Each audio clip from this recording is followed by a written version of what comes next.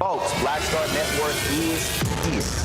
Oh, no punching! I'm real revolutionary right now. Support this man, Black Media. He makes sure that our stories are told. Thank you for being the voice of Black America, Roland. Stay black. I love y'all. All momentum we have now, we have to keep this going. The video looks phenomenal. See, there's a difference between Black Star Network and Black-owned media and something like CNN. You can't be Black-owned media and be scared. It's time to be smart. Bring your eyeballs home. You dig?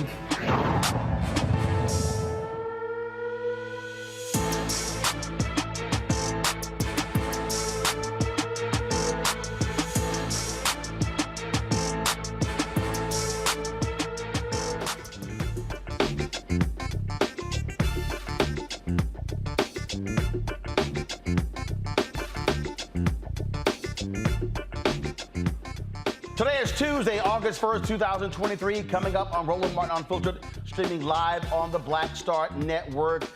Special counsel Jack Smith has indicted Donald Trump on four felony charges related to trying to overturn the 2020 election. Jack Smith will be speaking shortly live. We will carry that right here on the Black Star Network. Sad news out of New Jersey, where the lieutenant governor, a black woman, has passed away at the age of 71. We'll tell you exactly what happened. Also, on today's show, the family of Henrietta Lacks, they announced a major settlement with biotech companies. We will show you that news conference with attorney Ben Crump. Also, folks, we're talking about what's happening on the political side. We'll continue to show you how Democrats are battling Republicans when it comes to the economy, what's happening politically in D.C., and they try to keep going after Hunter Biden. They all want to ignore Donald Trump. In addition, folks, I was at the Original T Golf Classic where they honored Gary Sheffield. We'll show you the words that he had to say in his praise for this show as well. Lots of stuff for us to cover. It's time to bring the funk. Roland Martin Unfiltered on the Black Star Network. Let's go. Whatever the biz, he's on it. Whatever it is, he's got the scoop, the fact, the find. And when it breaks, he's right on time and it's rolling. Best believe he's knowing. Putting it down from sports to news to politics. With entertainment just for kicks, he's rolling. It's on go, roll, y'all. It's Roland Martin, rolling with Roland now. He's funk, he's fresh, he's real, the best, you know he's Roland Martin now.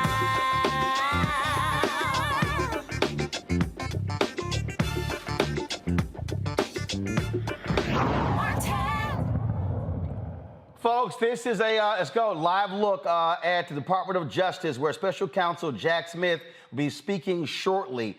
He has a grand jury. They've announced a 4-felony count indictment of Donald Trump related to the 2020 election, his efforts to overturn the election. It is a 45-page indictment. It includes conspiracy to defraud the United States, conspiracy to obstruct an official proceeding. The indictment says Trump, quote, pursued unlawful means of discounting legitimate votes and subverting the election results. Again, this, of course, is the latest indictment of Donald Trump. Smith had already indicted him with regards to the classified documents case, 2 separate indictments. Then, of course, Alvin Bragg out of New York, the Manhattan DA, also indicted Donald Trump with regards to payments made to Stormy Daniels that were, of course, private and off the books, along with Michael Cohen. Now, keep in mind, we're waiting to see for Fulton County DA Fannie Willis in Atlanta when she's going to announce her indictments tied to trying to overturn the election results in 2020. And so this spells significant trouble for Donald Trump. The New York Times has been reporting that his political action committee, they're almost broke. They've got $4 million. They've spent upwards of $60 million on legal fees fighting on all of these fronts. And so Republicans keep defending him. At some point, they are going to have to come to terms with the person who is leading in the Republican polls will be indicted on 3 or 4, potentially 5 separate occasions from 3 different prosecutors. They can keep saying, oh, all this is a political witch hunt.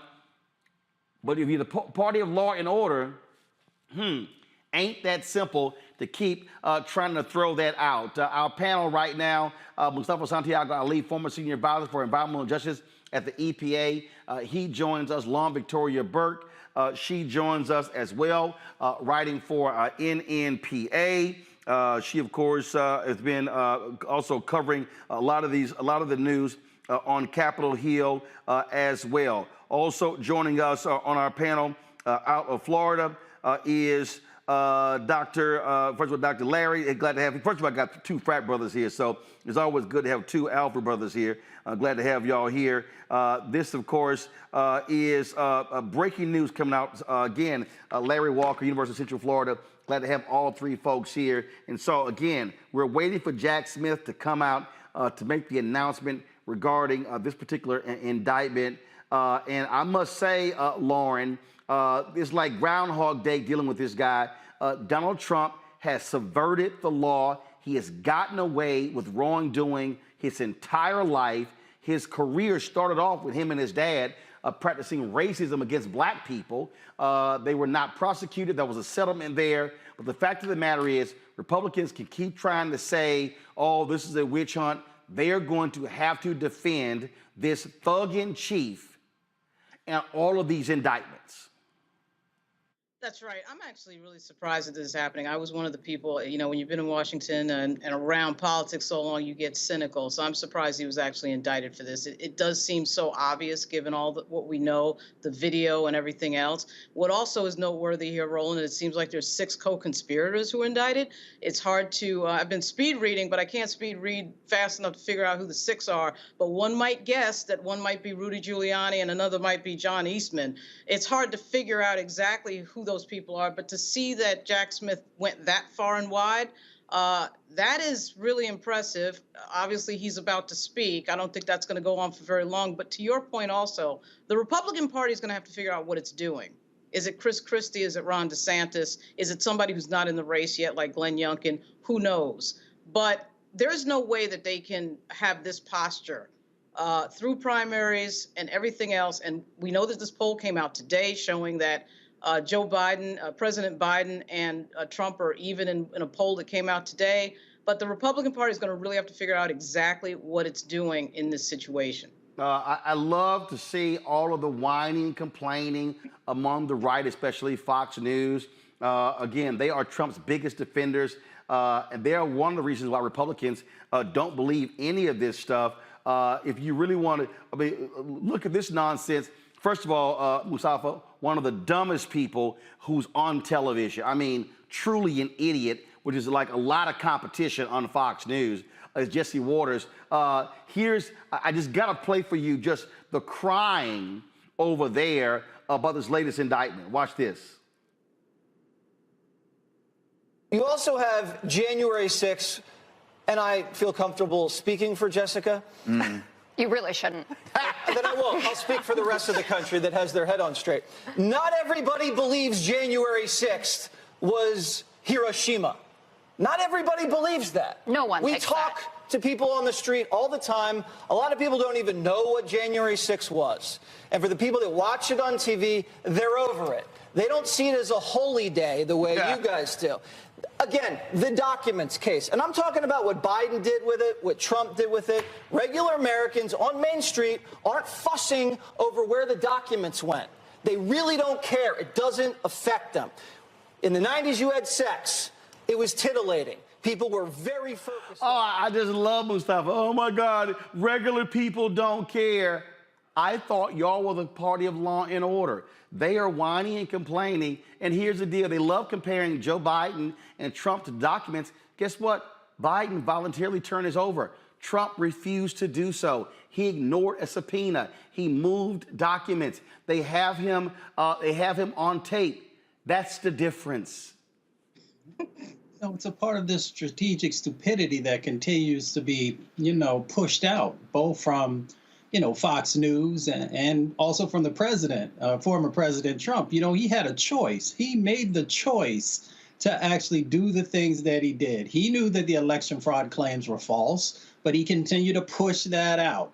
He played a role in that 7-state strategy that's also a part of what you'll hear about here tonight, and tried to pressure those states, who knew that he had lost the election, but he continued to use his privilege, or what he assumed was his privilege, to move forward. He's the one who weaponized the Justice Department to try to get them to do illegal things. Luckily, there were some good folks there who were willing to push back. And he also pressured his own vice president.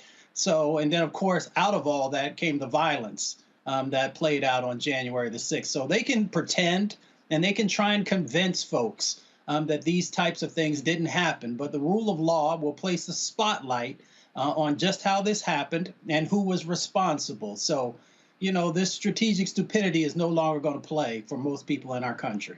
Go to Jack Smith, the news conference right now. Would be helpful. In just a few moments, I expect Special Counsel Jack Smith to come to this podium and make a statement of about 2 minutes in length. He will not take questions. If you have any questions after the press conference is over, please see me on the side. Any questions right now? Don't do it. All right. Thank you. So Jack Smith's going to be out momentarily. Donald Trump's spokesman is already out. They're talking about comparing this to Nazi Germany. This is how sick and debated these people are. Go to my iPad. They'll call this election interference. The lawlessness of these persecutions of President Trump and his supporters is reminiscent of Nazi Germany in the 1930s, the former Soviet Union, and other authoritarian dictatorial regimes. President Trump has always followed the law and the Constitution with advice from many highly accomplished attorneys. No, Larry, he was following idiots like Sidney Powell, like Rudy Giuliani. He had other real lawyers telling him, do not do this, but he refused to do so. And the reason we know these things, his own people are talking, Mark Meadows and others. And so the bottom line is, Jesse Waters of the world and Fox News, they can keep claiming that people don't care about January 6th, but we saw what happened that day, and what these people did was shameful and pathetic. Larry. It's so interesting, Roland. It surrounds me, chickens come home to roost. We recall in terms of how they chanted, lock them up when it came to Hillary Clinton. And now here we are a few years later, and he's being held responsible for inciting an insurrection. Obviously, we talk about the 4 counts, but the bottom line is he knew that he lost the election. He's been filling a lot of these folks with minds with lies. And at the same time, as you just played that clip at Fox News, they're just nothing more than a network that's full of misinformation. And that's certainly having an impact on when we see some of these radical behaviors from Americans, not only in January 6th, but some of the other incidents we've seen since then. But the bottom line is, it is really important that Jack Smith and our government overall hold Donald Trump responsible for his actions. And Roland, you highlighted his problem. His father got in trouble years ago when it came to DOJ, and you talked about working out of some negotiation. But the bottom line is Donald Trump has been getting away from these issues for years. Larry, hold on 1 second. Larry, hold on 1 second. Special Counsel Jack Smith is coming out. Let's go live right now to DOJ.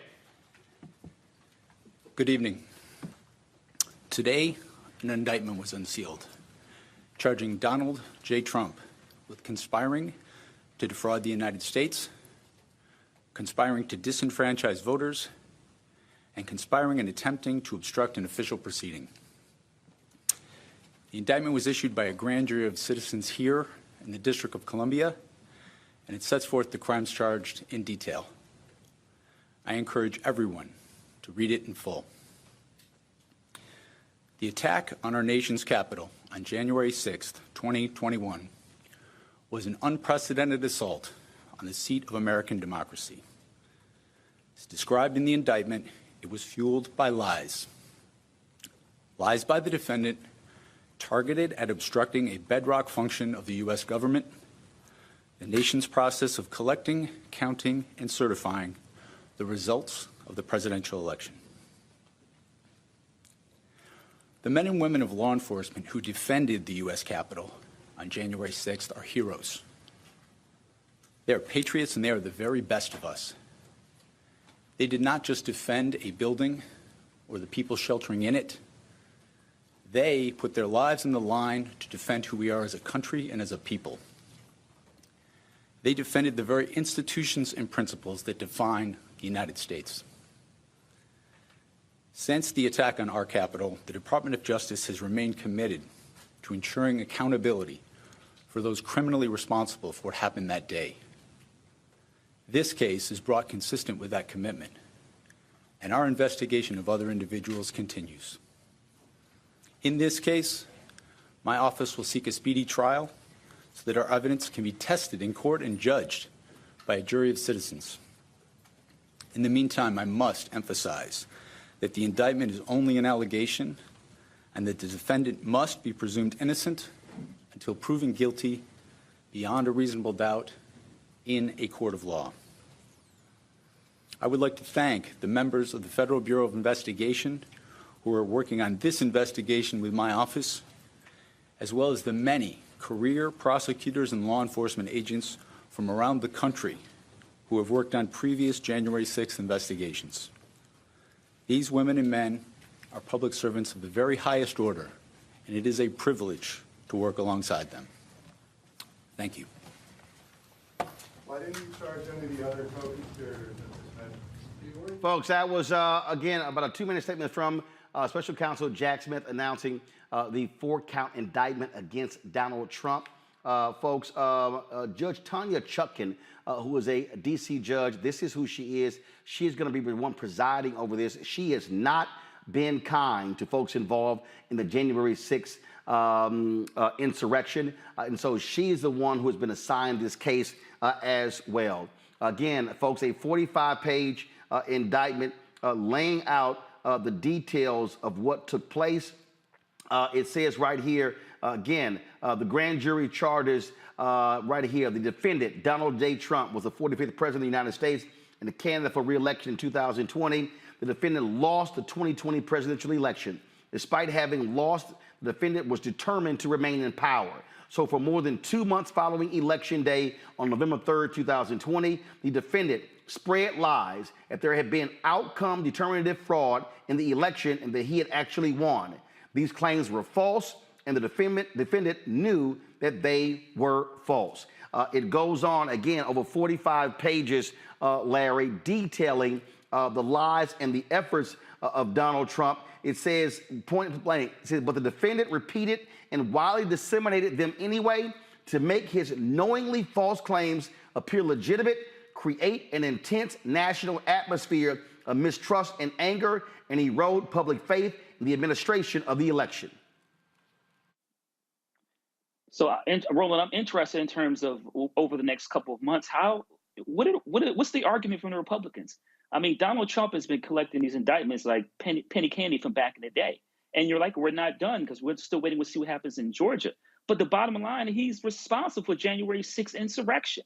And as Republicans try to, talk about Hunter Biden and all these other allegations that aren't accurate and try to pull President Biden into these various conspiracy theories, the bottom line is that Donald Trump has to be held responsible for his actions, just like every other American, regardless of how much money they're worth or whatever their political status was in the past. But once again, this is an important date in U.S. history. I love the whining from Trump. Go to my iPad. This is him on his Truth Social app. I hear the deranged Jack Smith, in order to interfere with the presidential election of 2024, will be putting out yet another fake indictment of your favorite president, me, at 5 p.m. Why didn't they do this 2.5 years ago? Why did they wait so long? Because they wanted to put it right in the middle of my campaign, prosecutorial misconduct. No, it's called investigation.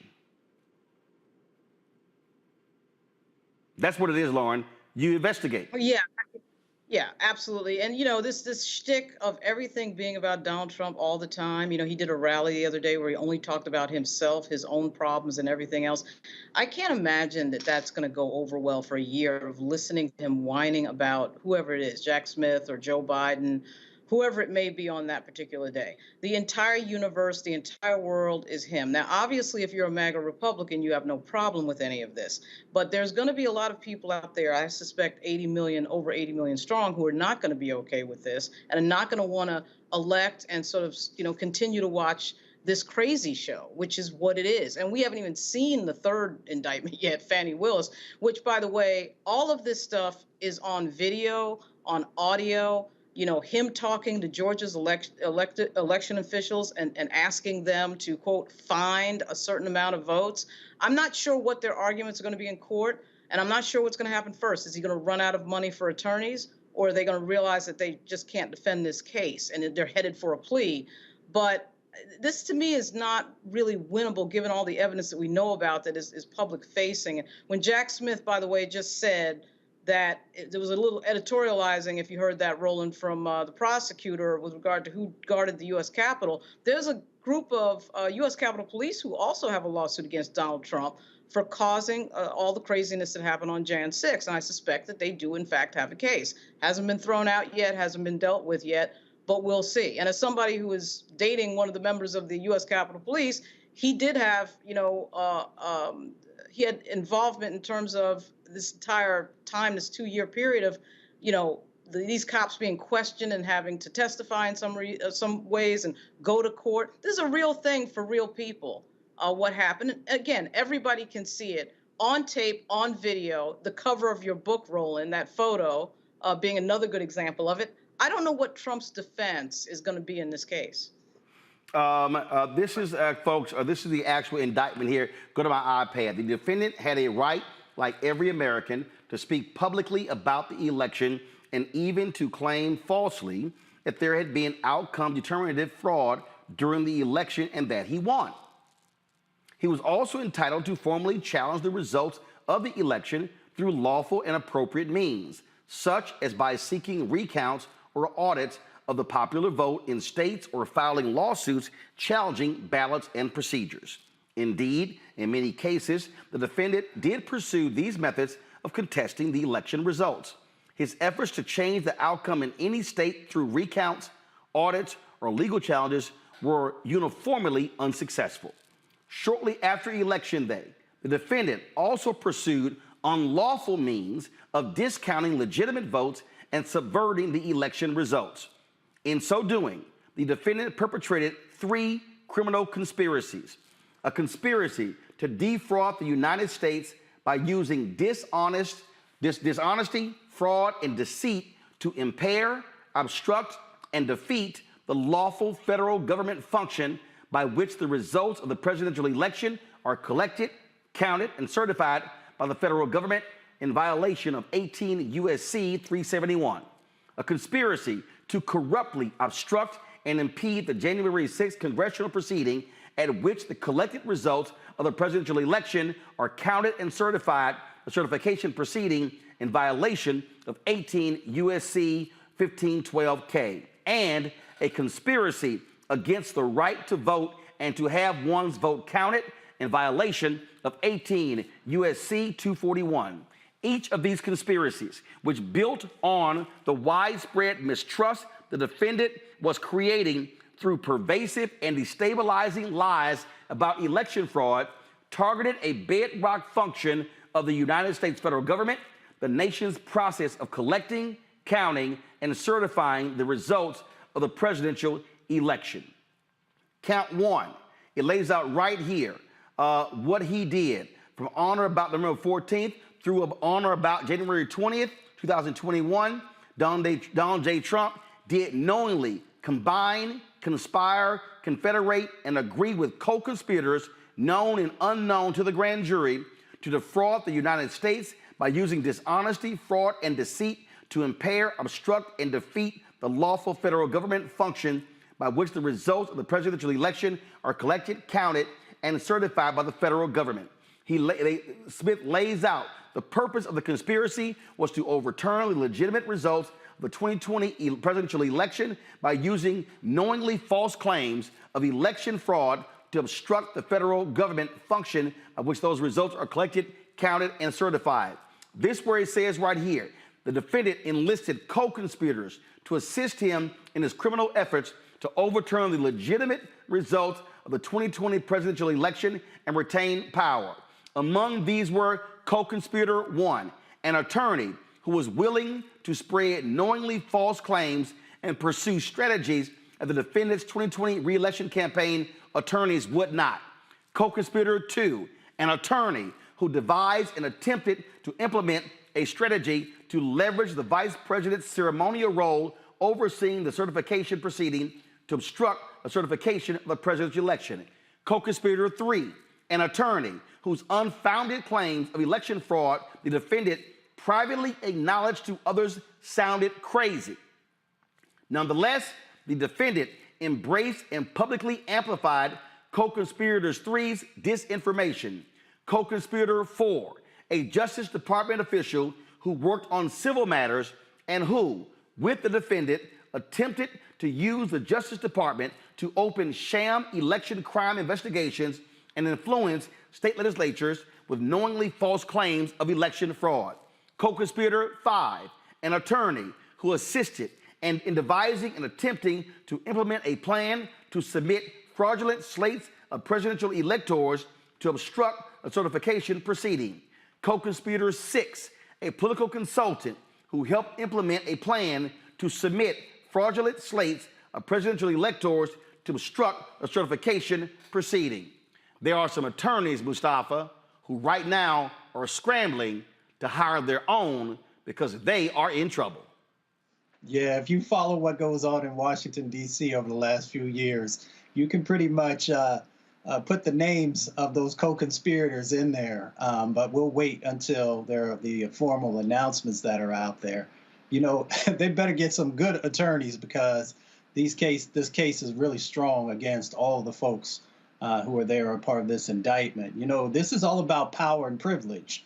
And, you know, Donald Trump has never felt that the law, you know, was something that he had to follow. And now he finds himself in this situation and convinced, I don't know how hard he had to convince these other co-conspirators to also follow that same way of thinking. But they're going to find out. As my mama said, you're going to learn today. Larry, later in this indictment on page 10, it says on December 1st, co-conspirator one met with the Arizona House Speaker. When the Arizona House Speaker again asked co-conspirator one for evidence of the outcome determinative election fraud he and the defendant had been claiming, co-conspirator one responded with words to the effect of, quote, "We don't have the evidence, but we have lots of theories." Yeah, it doesn't work that way. I feel like I would have to scold him with one of my students in my class. You just can't. If you don't have any evidence to support whatever assertions you're making, then they're not factual. But the bottom line is, Roland, this has never been about the facts. This is about maintaining power when they lost the election. And as you talk about, you go through those lists, as my colleague said, we can pretty much guess who these co-conspirators are. And I'm looking forward to have those names formally released. But the bottom line is they tried to go Arizona. Obviously, we know we talk about the situation in Georgia and this phone call with the Secretary of State there. But in terms of there was a multi-pronged approach to make sure to really, tear apart our country and essentially trying to take power and is authoritarian. But as Jack Smith highlighted in this indictment, we're holding those individuals, including specifically Donald Trump, accountable, because if we don't, then we don't have a true democracy. In this indictment, Lauren, they talk about Arizona, Georgia, Michigan, all of these various states. They lay all of these different things out. You see, they got, on December 4th, co-conspirator 1 sent a text message to the Michigan House Speaker reiterating his unsupported claim of election fraud and attempting to get the Michigan House Speaker to assist in reversing the ascertainment of the legitimate Biden electors, stating, looks like Georgia may well hold some factual hearings and change the certification under Article 1, Section 2 of the Constitution. Explaining that they just don't have the right to it, but that obligation. Help me get this done in Michigan. And it goes on and on and on. If you're Rudy Giuliani and Jack Eastman and Sidney Powell, you are now in the crosshairs of Jack Smith. That's right. And you at minimum, they're looking, at obviously the potential of being disbarred. But also, right, to your point, Roland, they will have to, of course, lawyer up.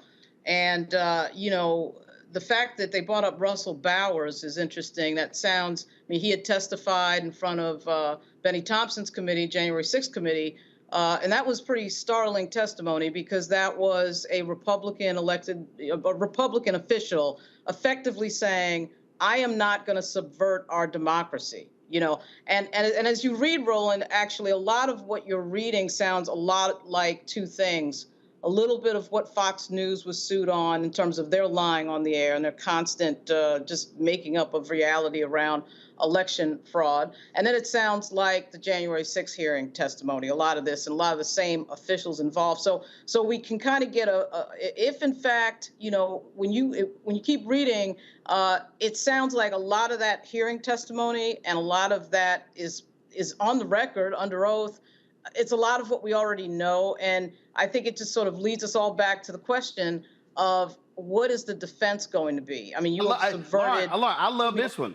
On November 25th, the day after Pennsylvania's governor signed a certificate of ascertainment and thus certified to the federal government that Biden's electors were the legitimate electors for the state, co-conspirator 1 orchestrated an event at a hotel in Gettysburg attended by state legislators.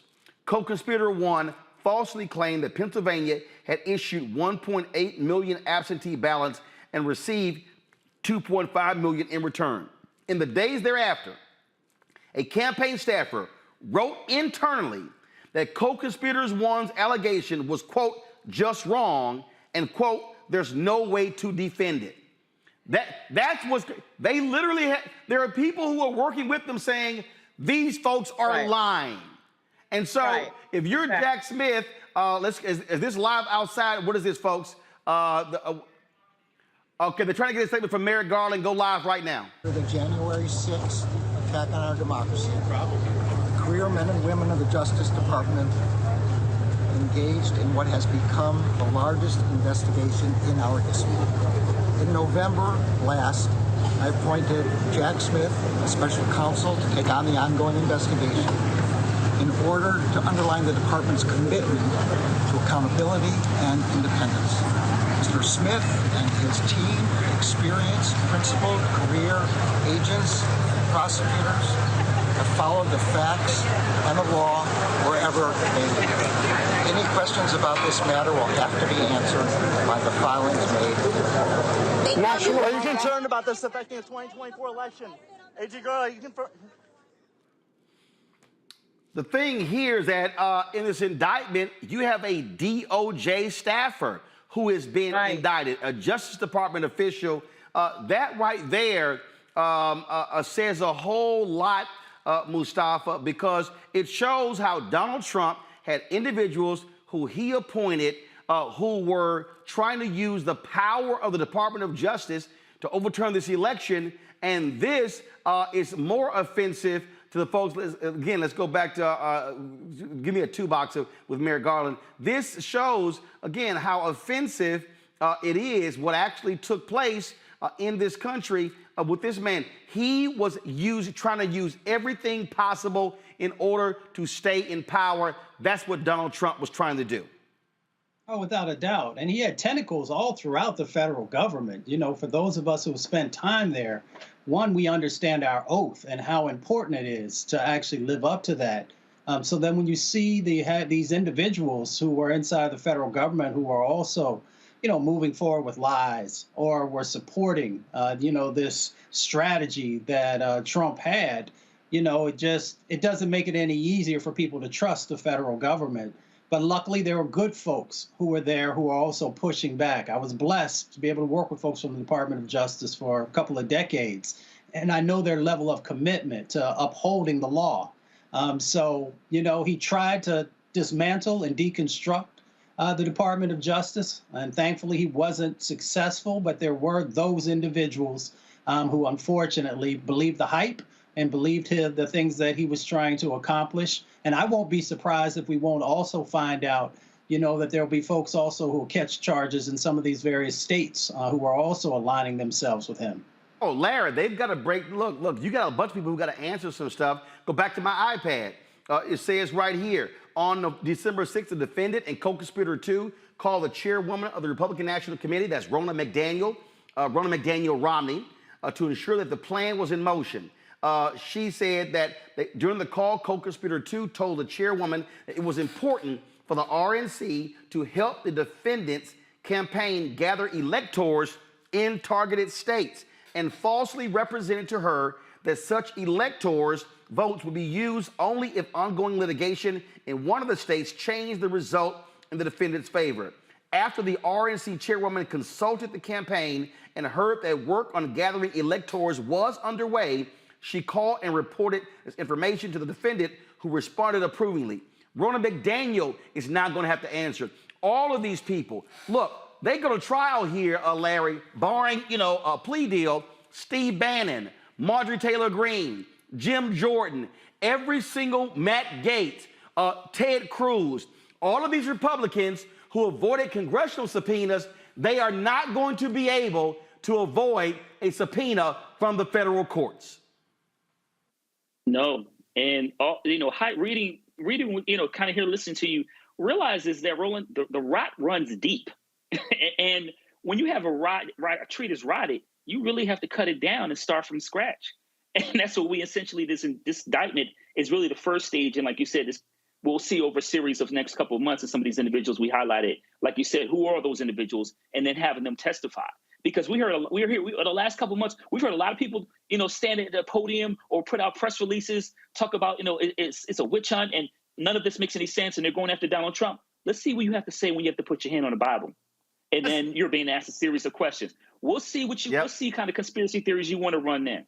And Lauren, when I say a lot of people, go back to my iPad. On December 7th, co-conspirator 1 received the Wisconsin memo and the fraudulent electoral memo. Co-conspirator 1 spoke with co-conspirator 6 regarding attorneys who could assist in the fraudulent electoral effort in the targeted states, and he received from co-conspirator 6 an email identifying attorneys in Arizona, Georgia, Michigan, Nevada, New Mexico, Pennsylvania, Wisconsin. All of those attorneys are now potentially having a criminal exposure, Lauren.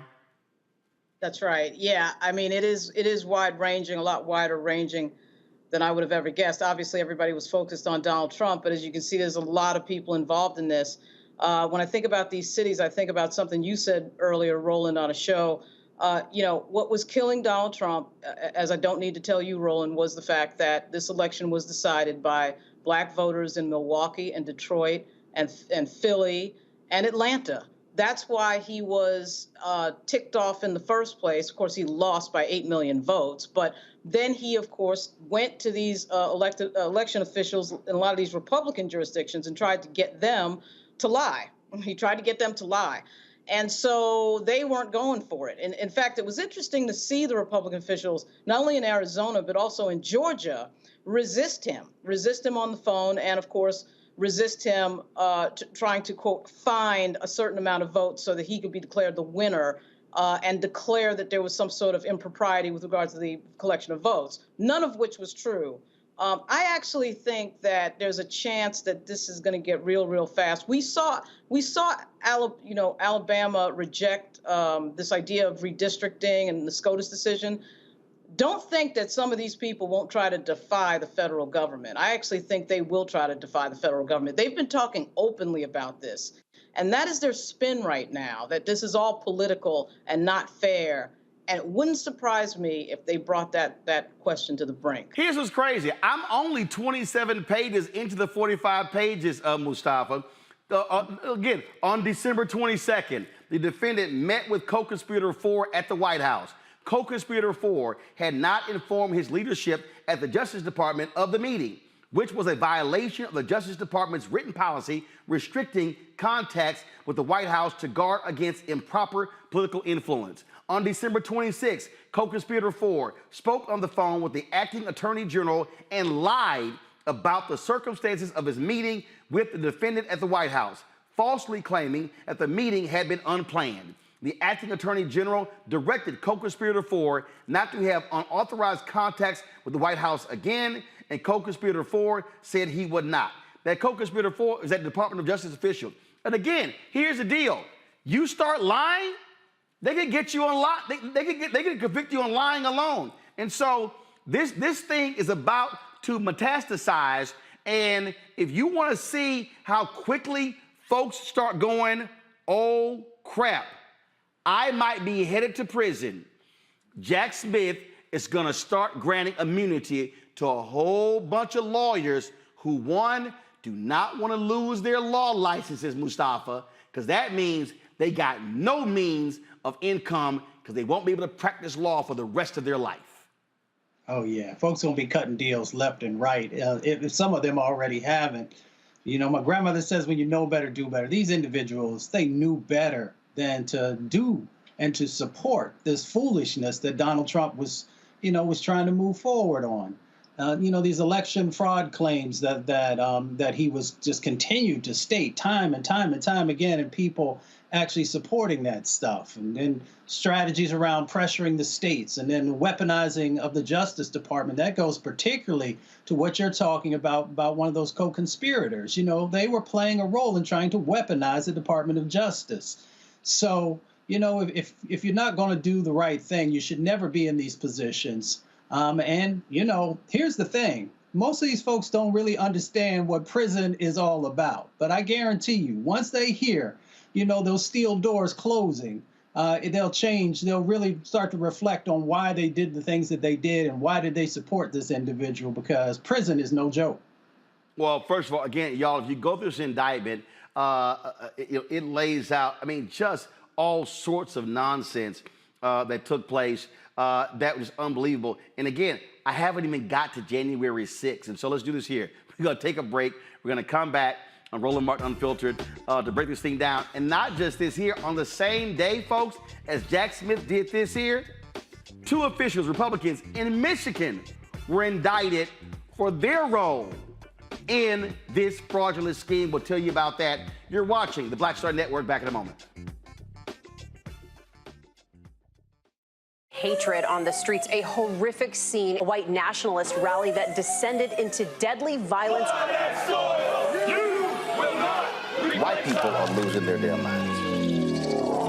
As an angry pro-Trump mob storms the U.S. Capitol, we've seen shooting. We're about to see the rise of what I call white minority resistance. We have seen white folks in this country who simply cannot tolerate black folks voting. I think what we're seeing is the inevitable result of violent denial. This is part of American history. Every time that people of color have made progress, whether real or symbolic, there has been what Carol Anderson at Emory University calls white rage as a backlash. This is the rise of the Proud Boys and the Boogaloo Boys. America, there's going to be more of this. Here's all the Proud Boys, guys. This country is getting increasingly racist in its behaviors and its attitudes because of the fear of white people. The fear that they're taking our jobs, they're taking our resources, they're taking our women. This is white fear.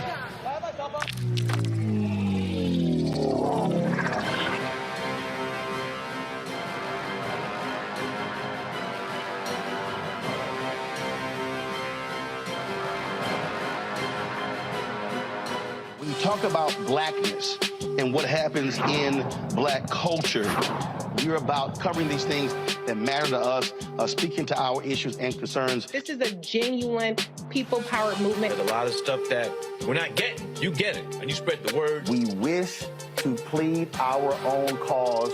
Too long have others spoken for us. We cannot tell our own story if we can't pay for it. This is about covering us. Invest in black-owned media. Your dollars matter. We don't have to keep asking them to cover our stuff. So please support us in what we do, folks.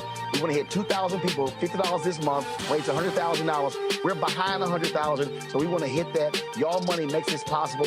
Checks and money orders go to P.O. Box 57196, Washington, D.C. 20037-0196. The Cash App is $RM Unfiltered. PayPal is R Martin Unfiltered. Venmo is RM Unfiltered. Zelle is Roland at RolandSMartin.com.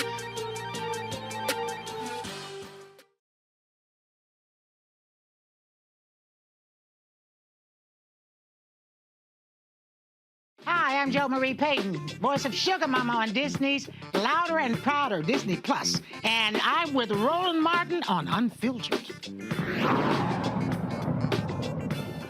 Folks, welcome back to Roland Martin Unfiltered on the Black Star Network. The breaking news is that Special Counsel Jack Smith has announced 4 felony charges against Donald Trump tied to his efforts to overturn the 2020 election. It is a 45-page indictment. We are through just 31 of the pages.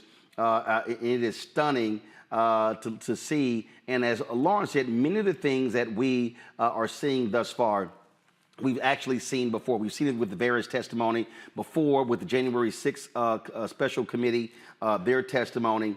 And so it lays out point blank what took place. But this is a formal indictment.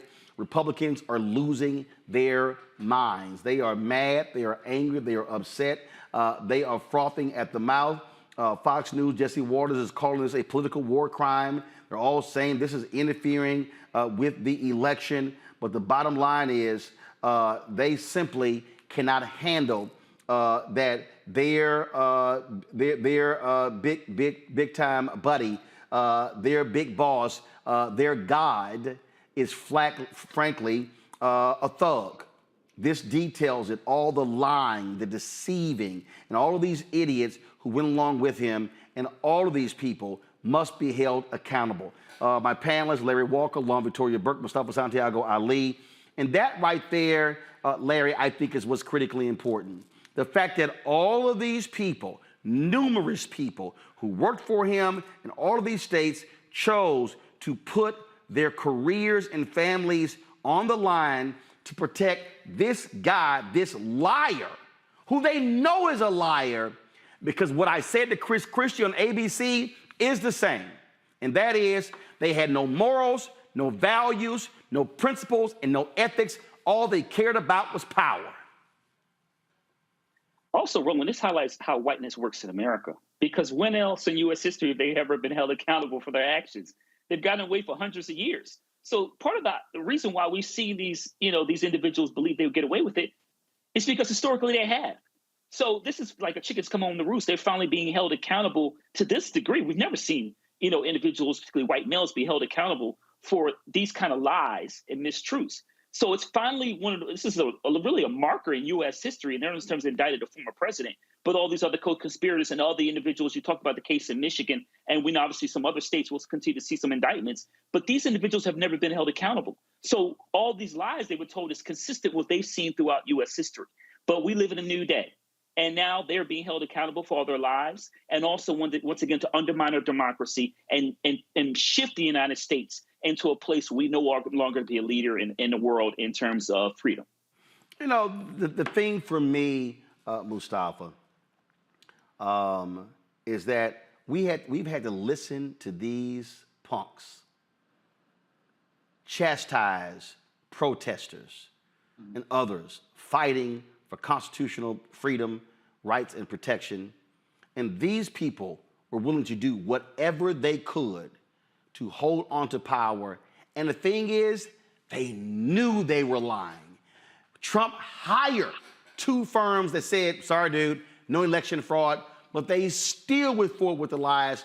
And all these idiot MAGA people, yes, these deplorables, are walking around going, I don't believe it, I don't believe it, I think it's all a farce.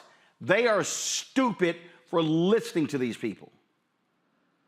Yeah, it's hard to understand how someone, you know, it's interesting because they want you to not believe what your eyes have seen, right? We saw January 6th. It was live on our TV screens.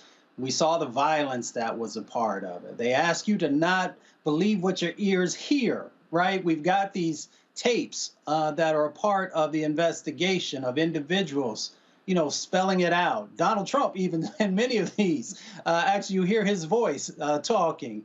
And then, you know, they ask you to not believe what you know is the right thing to do.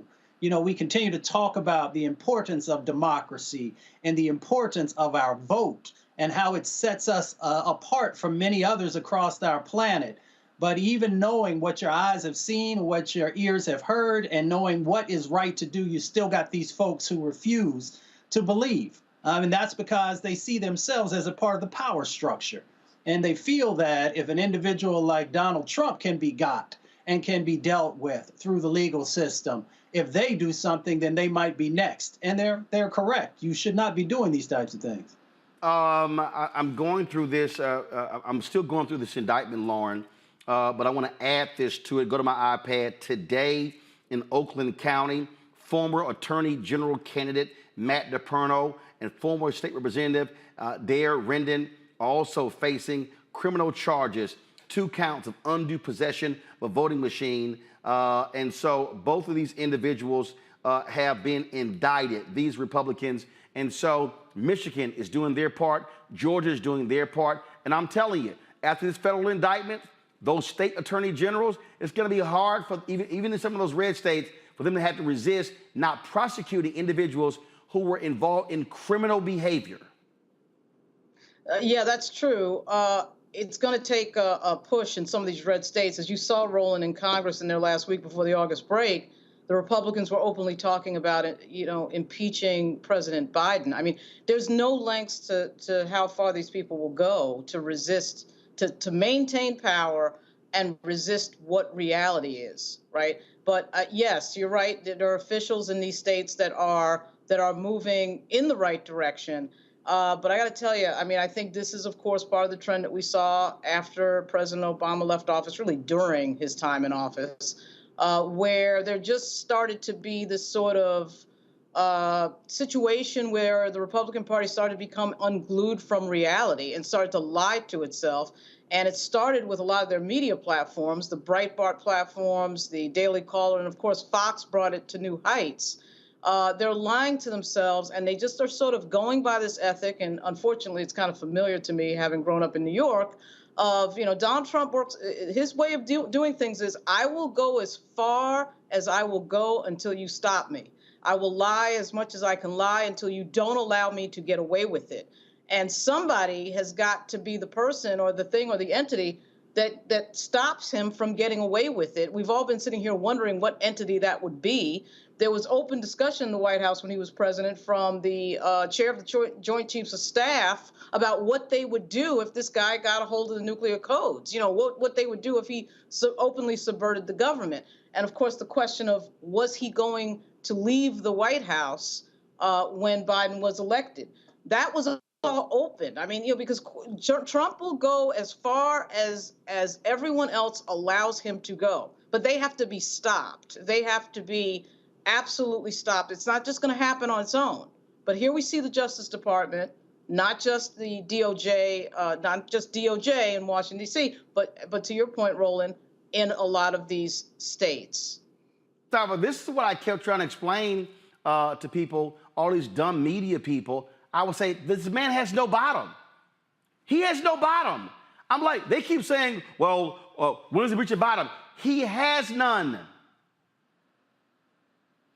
Yeah, and you know, most folks know I resigned when Donald Trump came in because I knew I couldn't work for him or his administration because I knew what they stood for.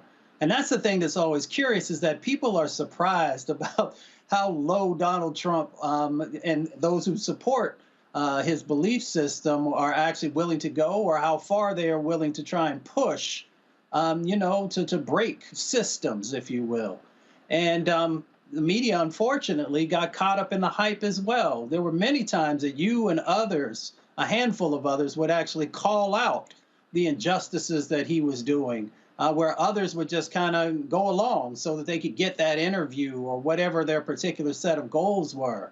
So we got to decide what our priorities are. And thankfully, we got a Department of Justice that's standing on its priorities, that's living up to its mission. And we're seeing, people being held accountable. But we've also got to have folks in the media who are willing to hold people accountable. Journalism is supposed to be about that, about going after the facts and then holding folks accountable through those facts. So I hope that we never, ever go backwards again like we saw over the 4 years that Donald Trump was in the White House.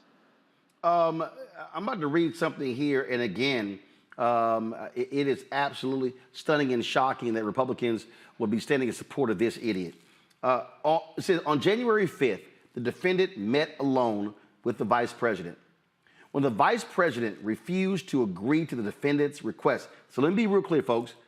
When Vice President Mike Pence refused to agree to Donald Trump's request that he obstruct the certification, Donald Trump grew frustrated and told Pence that Trump would have to publicly criticize him. Larry, listen to this. Upon learning of this, Pence, the vice president's chief of staff, was concerned for the vice president's safety and alerted the head of the vice president's Secret Service detail. That shows you how far these folks were willing to go. Like you said, there was no bottom. And so we during January 6th, Roland, we saw the video audio, we heard the audio and saw the video of people looking for Mike Pence. And so let's also remember that there was a hangman's noose outside of the U.S. Capitol. So in terms of what, Trump gave his speech, and then the insurrection is trying to break into U.S. Capitol, during the day, it was certified votes. Let's make clear about it that Mike Pence's life was in danger among all the other congressional leaders in the United States. And so it's clear that when he met with Pence the day before, he's threatening him. This is some old school New York City mob boss stuff. Threatening him, if you don't do what I'm going to tell you to do, then it's not a veiled threat. Here's a clear threat when it comes to your life. And so It's also why it's so interesting to me that Mike Pence is why he's running for president. He needs to be even more critical about Donald Trump in terms of what he did. Lauren, this is where Senator Ron Johnson of Wisconsin is involved. On the morning of January 6th, an agent of the defendant contacted a United States senator to ask him to hand-deliver documents to the vice president. We know that's Ron Johnson.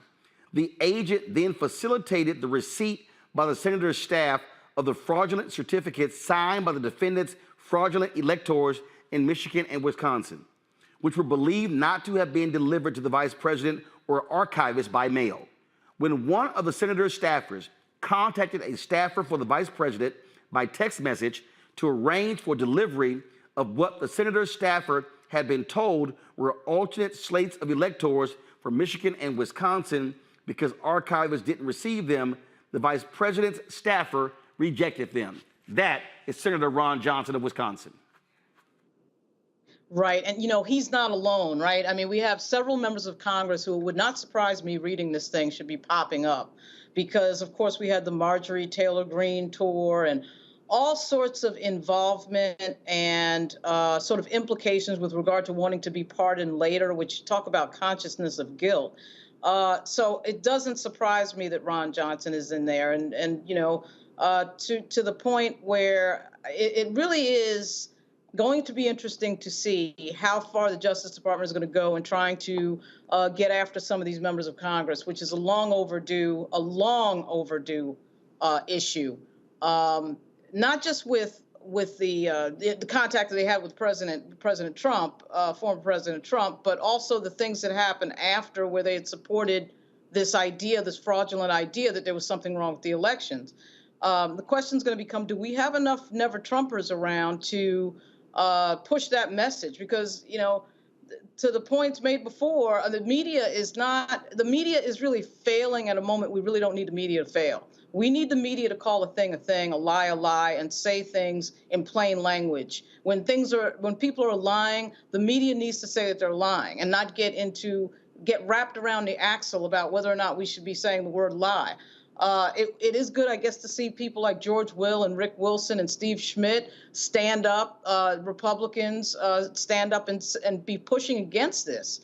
But there's not enough of them. And it's scary to watch some of these people who still stay with Donald Trump, even in these moments where we have obvious evidence. This is not testimonial evidence from people that they spoke to. These are things that have been recorded. Members of Congress, in many cases, who were in the U.S. Capitol when it was attacked and still supporting Trump, which is insane. Roland, what page is the Pence thing that you referenced? What page was that? Gotta go up. That was it was like 38, 39, something like that. I mean, it is remarkable, again, reading this. A lot of this stuff we've heard before, but I also want people to understand this, Mustafa. We talk about elections matter. If people did not vote, let me be very clear to everybody who's watching and listening. If people did not vote the way they did in this election, these thugs would still be in power. These people, if they went to this extent to try to steal this election, what would they have done if they remained in power? Which also says to us, Mustafa, what are they going to do if they maintain power, if they get it back? We already know right now they are literally meeting and planning to completely upend the entire federal government if they take power. New York Times, Siena, out with a poll today that shows the race is virtually tied. Now, there are not factors involved in that. It has 10% of support for RFK Jr., Marianne Williamson, and others. But I need people to understand who think that, oh, this is no big deal. If you read the 45-page indictment and understand that if these people are allowed back at 1600 Pennsylvania Avenue and in control of DOJ and the Pentagon and the entire federal apparatus, the hell that these people will reign on this country cannot be overstated. And so I need every black person, every white person of conscience to cut the bullshit out with, I don't know, Joe Biden, 80, I don't know, this, that, and the other. These people, none of them can be allowed anywhere near the levers of power, and every single vote imaginable must be cast to ensure they never win next year. Yeah, without a doubt. I was thinking about this earlier as I was going through some of the documents and just really reflecting on this moment that we find ourselves in and how important our vote is. You see that they've been very clear. And I want to bring also some of these senators and others on Capitol Hill into this, because they have been very clear about trying to weaken and dismantle the Department of Justice. Now, the Department of Justice, in the entire history has not always been favorable to our communities, but we have some really great folks who are there right now who would not be there if you hadn't voted in the numbers that you did. As you think about your future, all these federal agencies play an incredible role in helping to move resources to our communities, especially when we have individuals who are there who understand the dynamics that are playing out in our communities, both the impacts and the sets of opportunities. But it is all tied to your vote. If we do not vote once again, and our allies in significant numbers, then you're going to have individuals who are literally going to be taking wealth out of your pocket, that are going to be impacting your health and are going to weaken this country for decades to come. I simply cannot overstate, Larry, how crucial it is for every black person who is eligible to vote to get registered and cast a ballot for Biden-Harris.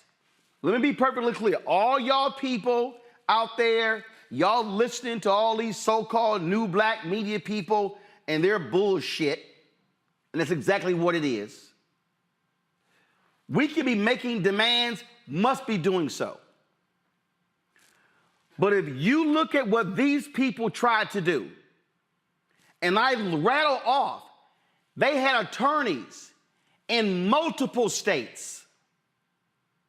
They were pressuring fellow Republicans in Arizona, Pennsylvania, Georgia, Michigan, all these places. What these people plan to do, they right now, Axios reported this months ago, the New York Times reported it last month. The Heritage, all of these people right now, Larry, are meeting off-site. They are literally putting together an entire game plan that if they win, if Trump wins, they want to come in and fire thousands of federal workers. They want to grab power over agencies. People are sitting here, man, you trying to scare us. You had damn well better be scared to death if Donald Trump and his imps, these evil people, are allowed to win. And yes, they actually can win because his supporters are fired up and will love nothing better for that crook to be back in the White House. Roland, you highlighted it. We can't afford it because it'd essentially be political endgame. And earlier in the show, I talked about protecting our democracy and the importance of doing so. But you're right. In New York, you talked about it, New York Times and other publications that talked about the plans they've already have in place. They're going to try to cheat their way to win the White House in 2024 and win the Senate and maintain control of the House. That's the ultimate goal, because they can't have a discussion on the policy issues. They can't talk about the drop in inflation, unemployment, or some of the other. They don't want to talk about women's reproductive rights. They can't win on any of those issues. So the only way they can possibly win next year is by cheating. And you're right, Roland. All these think tanks and individuals with big pockets have been meeting, planning out a way to steal the election in 2024. One last point I want to make, Roland, is the importance of your platform. We have a conversation right now among 4 black folks talking about this issue. Anyone watching this show, you can't find this anywhere else. And this is why your platform is so important, Roland. And I see some of you fools on my YouTube channel. Anybody out there who is saying, forget Biden-Harris, vote for RFK, go to my iPad, Henry. This who is funding the campaign of Robert F. Kennedy Jr. Republicans. Let me say it again. All you fools out here talking about Robert F. Kennedy, a political analysis shows donor overlap with DeSantis and Trump supporters. That means, I'm going to read you the opening line, the top contributors to Robert F. Kennedy Jr.'s presidential campaign include donors who typically give to Republicans according to campaign finance filings, underscoring the extent to which Kennedy, running as a Democrat, is resonating with the other party.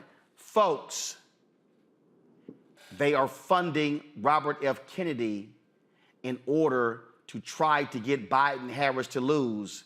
Y'all fools are falling for the banana in the tailpipe. Lauren. Yeah, and they already did that in 2016. It was the same general strategy. That strategy is a strategy to find 8 million votes, because obviously Biden beat Donald Trump in 2020 by 8 million votes. So between that and voter suppression and closing polling places and other games that they'll probably try to play, they're trying to find that 8 million votes. I think that when you think about some of what you said, Roland, it's not just the Donald Trump element of it. It's Steve Bannon, it's Stephen Miller, it's all the crazy people he brings with him that, don't really believe in the functioning of government And they're saying out loud right now exactly what they're going to do. When you say that they're meeting off-site, it sort of reminds me of what happened right after President Obama came in. There was a meeting off-site with Paul Ryan and Mitch McConnell and all the Republicans to decide how they were going to thwart his presidency. This is a party that is not interested in governance. It is not the Reagan Republicans. It is not the Eisenhower. It is a party that is created by Donald Trump. And I think that because they're losing power, they're seeing that other constituencies who have been historically marginalized are starting to gain power. They are hitting the desperation button. They, as Dr. Carr likes to point out, they would rather bring this entire thing down than see Black people, minorities in charge of anything. So that is, I think, where we're at with the MAGA Republicans. The question is, how many people can they convince, and exactly how many people do they have on their side? I do think the elections last year demonstrated that the crazy people like Carrie Lake, that sort of crazy type of Republican, does lose. But, you know, we do have some stars coming into alignment that I think are very, we have to watch very closely. The poll today, the president's age, which we're starting to see visually more and more on the screen. I don't think we can deny that and try to pretend that's not happening. And the fact that these MAGA Republicans are not giving up, they're not backing off. They're actually getting, I think, more energetic as these sorts of things happen, like these indictments. And I don't think it's lost on them, obviously, that a Black woman is about to hand down an indictment in Atlanta, and that the indictment handed down in New York was a Black male. That is not lost on them. This is power. They also don't like that there's a Black female vice president to Biden. Right. And including some Democrats. Before I go to my break, again, folks, this is the New York Times story from July 18, 2023. Trump and allies forge plans to increase presidential power in 2025. Folks, I'm trying to tell y'all, I'm not scaring anybody. And if you think I am, fine. But what these people are planning to do, they want to consolidate power. Trump has already made it clear he is going to use the Department of Justice as a weapon. There are not going to be any walls. Bill Barr will not be reappointed. He is going to appoint somebody who is going to do whatever he wants. Right now, the DOJ, Larry, has rules in place that when it comes to meetings with the White House, he is going to obliterate that. We already know he wanted to use the IRS to investigate his political enemies. He will do that. The article says they want to put the Federal Communications Commission under White House control. They want to put numerous agencies under White House controls, numerous independent agencies. They want to put the Federal Trade Commission, which enforces antitrust and consumer protection rules against businesses, under the president. Folks, what they are planning is something that we have never experienced in the history of this country, including Jim Crow and slavery, Larry. Roland, I read that New York Times article, and I think you've been talking about this for a while about, highlighting the challenges we will face as a nation if Donald Trump were to be win the election next year. And I thought it was a well-written article, but it was frightening. But it's consistent with everything you talk about in your book and the reasons why we face the challenges in your book and the political landscape in the United States. Listen, they're not worried about, they will win by any means necessary. And that means cheating. And if they win, as I said earlier about political endgame, you're right in terms of some of those federal agencies, FCC, FDA, and some other agencies. They want to essentially kind of bring them under control of the White House. And then you're weaponizing, using the DOJ to go after his political enemies. Everything from Hillary Clinton to Joe Biden to Black folks in America, because we are number one with a bullet on the list, because we talked about what happened a few years ago with the election.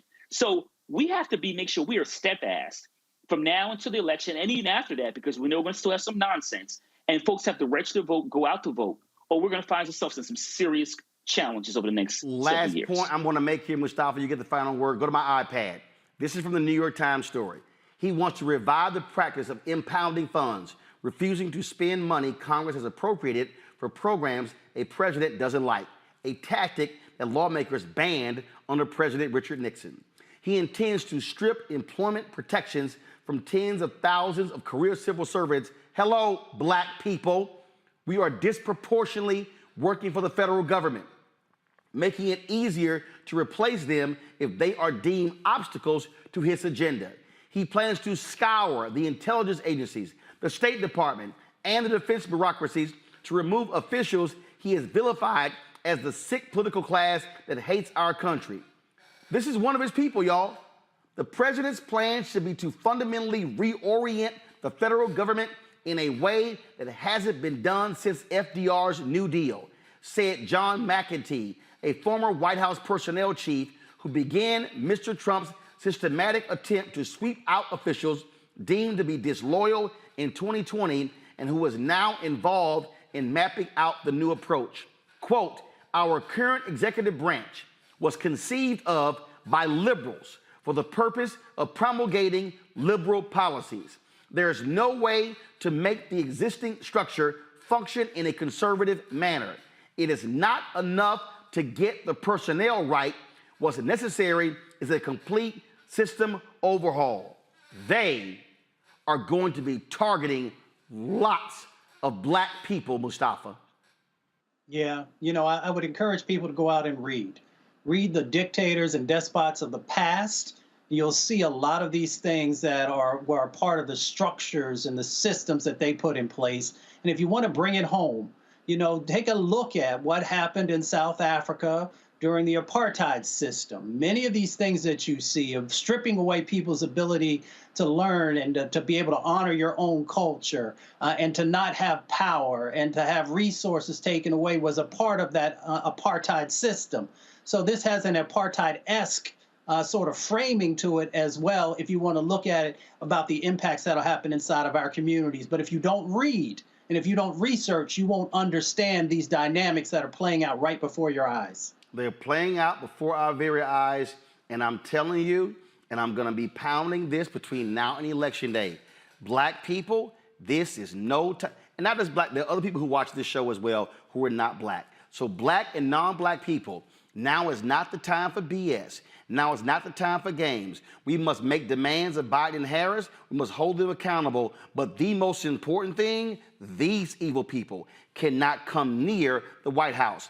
If the Republicans choose to vote and give the nomination to Donald Trump, they can do so. It is our job to do everything to deny him that. And I'm talking about seeing black voter turnout not at 55 or 60 or 65 and 70. I'm talking about 85, 90, 95, because there is a bullseye on the back of every black person. And let me just give you all a reminder. Michael Singleton, who is a Republican, when these same Republicans saw some critical comments he made of Trump, they walked him out of the housing and urban development, even though he was working on the campaign of Ben Carson. Let me tell you that again. A black Republican, they fired him and walked him out of the building. You think if they did that to a black Republican who worked on the campaign of Ben Carson and they fired him in the agency that Ben Carson was running, what the hell do you think they're going to do to the rest of the black people? Can I go to a break? We come back. We're going to talk about Henrietta Lacks, a major settlement for her family as it relates to her sales that made billions for biotech companies. You're watching Roland Martin Unfiltered right here on the Black Star Network. Support us in what we do, folks. Your dollars make it possible. You're not getting this from any other source, no other black-owned news source in the country. Please contribute to this show right now. Send your check and money order, P.O. Box 57196, Washington, D.C., 20037-0196. Folks, you can give via Cash App. Our goal is to get 20,000 of our fans contributing on average $50 each. That's $4.19 a month, 13 cents a day. We have to have our own news to discuss these type of issues. Cash App, $RM Unfiltered. That's the only Cash App I have, $RM Unfiltered. PayPal, R Martin Unfiltered. Venmo, RM Unfiltered. Zelle, Roland at RolandSMartin.com. Roland at RolandMartinUnfiltered.com. We'll be right back. On the next Get Wealthy with me, Deborah Owens, America's Wealth Coach, the studies show that millennials and Gen Xers will be less well off than their parents. What can we do to make sure that we get to children younger and that they have the right money habits? Well, joining me on the next Get Wealthy is an author who's created a master playbook. Be willing to share some of your money mistakes, right? If that's what you have to lean on, start with the money mistakes that you have made, but don't just tell the mistake, right? Tell the lesson in the mistake. That's right here on Get Wealthy, only on Black Star Network. Up next on The Frequency with me, Dee Barnes, our special guest, Alicia Garza, one of the founders of the Black Lives Matter movement. We're going to discuss her new book, The Purpose of Power, How We Come Together When We Fall Apart. We live in a world where we have to navigate, when we say something, people look at us funny, but when a man says the same thing, less skillfully than we did, right? Right. And everybody flocks towards what they said, even though it was your idea. Right here on The Frequency on the Black Star Network.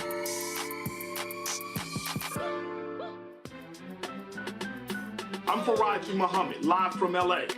And this is The Culture. The Culture is a two-way conversation. You and me. We talk about the stories, politics, the good, the bad, and the downright ugly. So join our community every day at 3 p.m. Eastern and let your voice be heard. Hey, we're all in this together. So let's talk about it and see what kind of trouble we can get into. It's The Culture, weekdays at 3, only on the Black Star Network.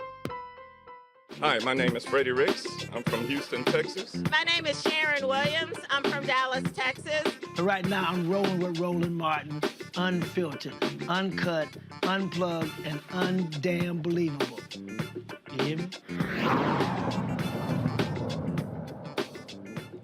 After years of court battles, a settlement is finally reached in the Henrietta Lacks lawsuit with Thermo Fisher Scientific.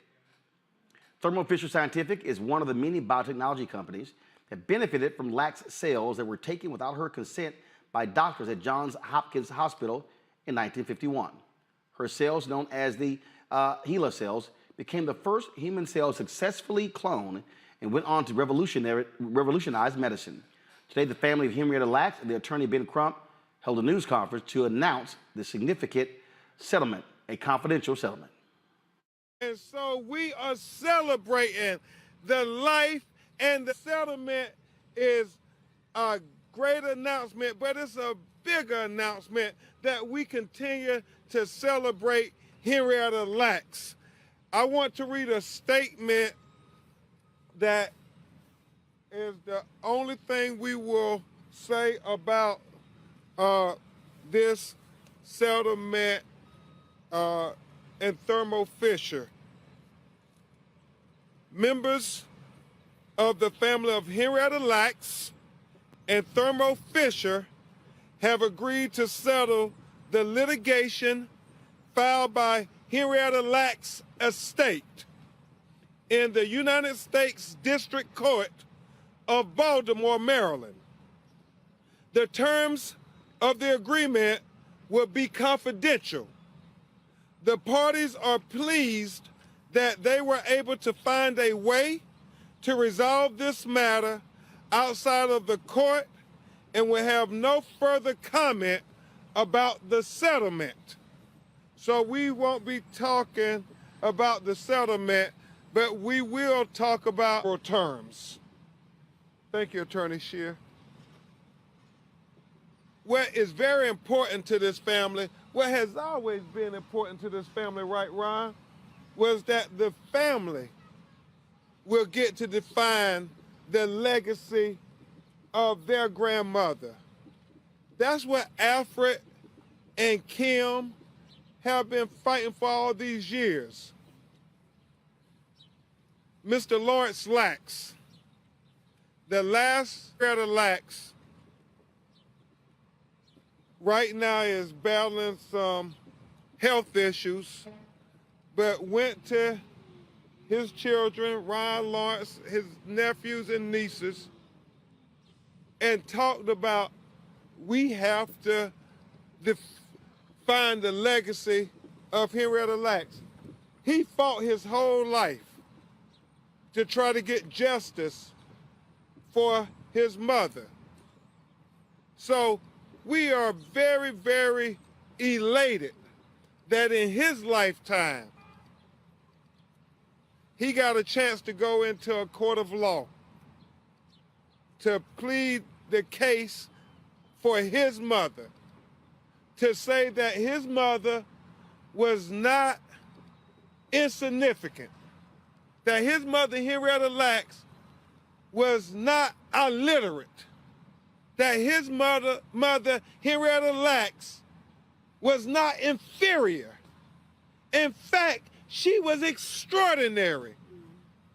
On this birthday, America should acknowledge that she was extraordinary in every way.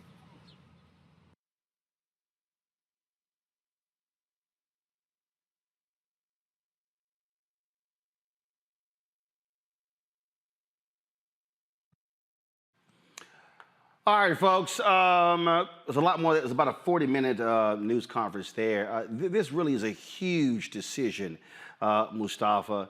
And frankly, I hope they sue everybody else because at the end of the day, this is a perfect example of companies making millions off of black people and not compensating African Americans.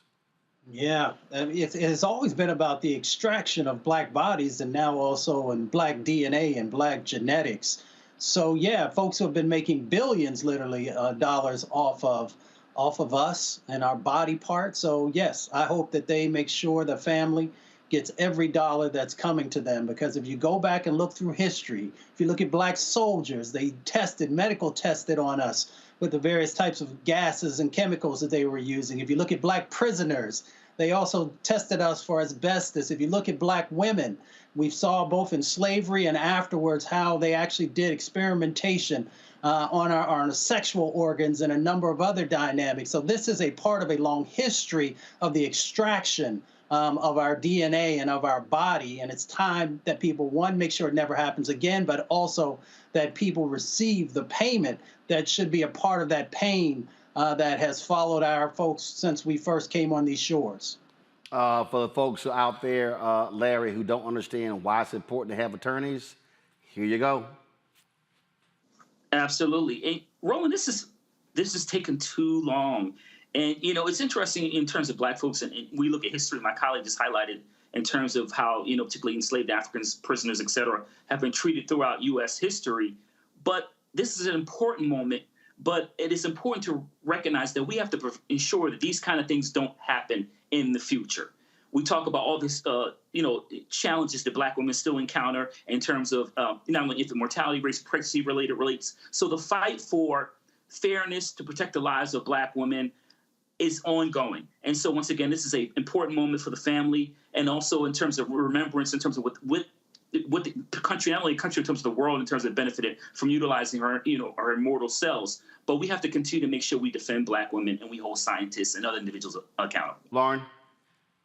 Yeah, I mean, absolutely. I think it's such a great example of the exploitation game and how it works with African Americans in this country. Whether it's the NCAA or the music industry or this situation right here, money is made off of us. You know, we bring something to the table and money is made off of us. And here we are, you know, 70 years later, rectifying this. And even though it's very common to have these settlements be secret, I wish we knew what the number was. Hopefully it was in the multi-millions of dollars. Obviously, with Attorney Crump on the job, I'm sure it was a very good deal.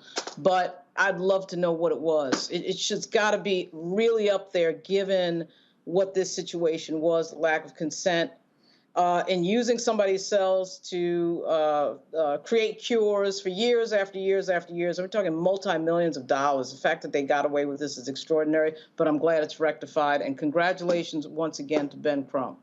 All right, folks, hold tight 1 second. When we come back, we're going to hear from folks in Ohio explain why that cop who unleashed a dog on an unarmed black man, why he was fired. Also, Gary Sheffield, Honor, the original T Golf Classic.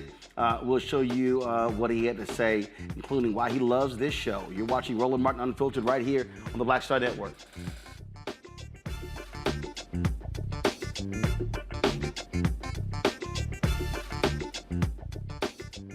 When you talk about blackness and what happens in black culture, you're about covering these things that matter to us, speaking to our issues and concerns. This is a genuine people-powered movement. There's a lot of stuff that we're not getting. You get it, and you spread the word. We wish to plead our own cause. Too long have others spoken for us. We cannot tell our own story if we can't pay for it. This is about covering us. Invest in black-owned media. Your dollars matter. We don't have to keep asking them to cover our stuff. So please support us in what we do, folks. We want to hit 2,000 people, $50 this month, raise $100,000. We're behind $100,000, so we want to hit that. Y'all money makes this possible. Check some money orders. Go to P.O. Box 57196, Washington, D.C. 20037-0196. The Cash App is $RM Unfiltered. PayPal is R Martin Unfiltered. Venmo is RM Unfiltered. Zelle is Roland at RolandSMartin.com. On a next, A Balanced Life with me, Dr. Jackie. How are you being of service to others? Doing for someone beside yourself is such a big part of living a balanced life. We'll talk about what that means, the generation that missed that message, and the price that we're all paying as a result. Now all I see is mama getting up in the morning, going to work, maybe dropping me off at school, then coming back home at night. And then I really didn't have any type of time with the person that really was there to nurture me and prepare me and to show me what a life looked like and what service looked like. That's all on the next A Balanced Life with me, Dr. Jackie, here at Black Star Network. My name is Lena Charles, and I'm from Opelousas, Louisiana. Yes, that is Zydeco capital of the world. My name is Margaret Chappelle. I'm from Dallas, Texas, representing the Urban Trivia Game. It's me, Sherry Shepherd, and you know what you watch. Roland Martin on Unfiltered.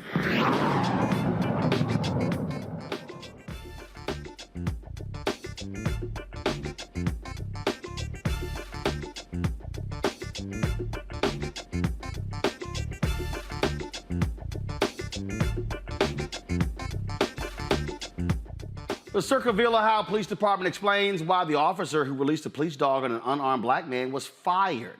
The department revealed that Officer Ryan Speakman was fired for releasing confidential information and being deceptive during an investigation, not for breaking department protocol during the arrest of truck driver Jadarius Rose. According to police, Spearman had 2 meetings with Chief Sean Bayer to address concerns about his behavior following the July 4th dog attack, when Speakman released his police dog on Rose as he surrendered to police. Chief Bayer addressed concerns about Speakman's behavior following the incident and repeatedly instructed him not to discuss it because it was wrong for the department. The Ohio Patrolmen's Benevolent Association has filed a grievance with the department arguing that Spearman had been unjustly fired. No shock. How many times have I told y'all that voting matters? Today, Wisconsin Supreme Court shifts to liberal control for the first time in 15 years. Janet Protasewicz, Milwaukee County judge who made abortion rights a focal point of her campaign, has assumed her new role as a justice. The departure of retiring conservative justice Pat Rogensack marks a significant shift within the court's composition, setting the stage for potential legal battles and Democratic efforts to reshape policies in the state. As a new liberal majority takes shape, Democrats hope the court will rule in their favor on crucial issues such as abortion rights, as well as gerrymandering. This right here is a huge, huge deal, Lauren. We saw what happened in North Carolina, where Democrats controlled the court, Republicans controlled the court, Democrats got control, ruled against gerrymandering, ruled against voter ID laws. The moment the Republicans took control after the 2022 election, they immediately reversed course. Here's an opportunity, because in Wisconsin, the numbers don't lie. If Democrats got 55% of the votes in the state, they would still not control the legislature.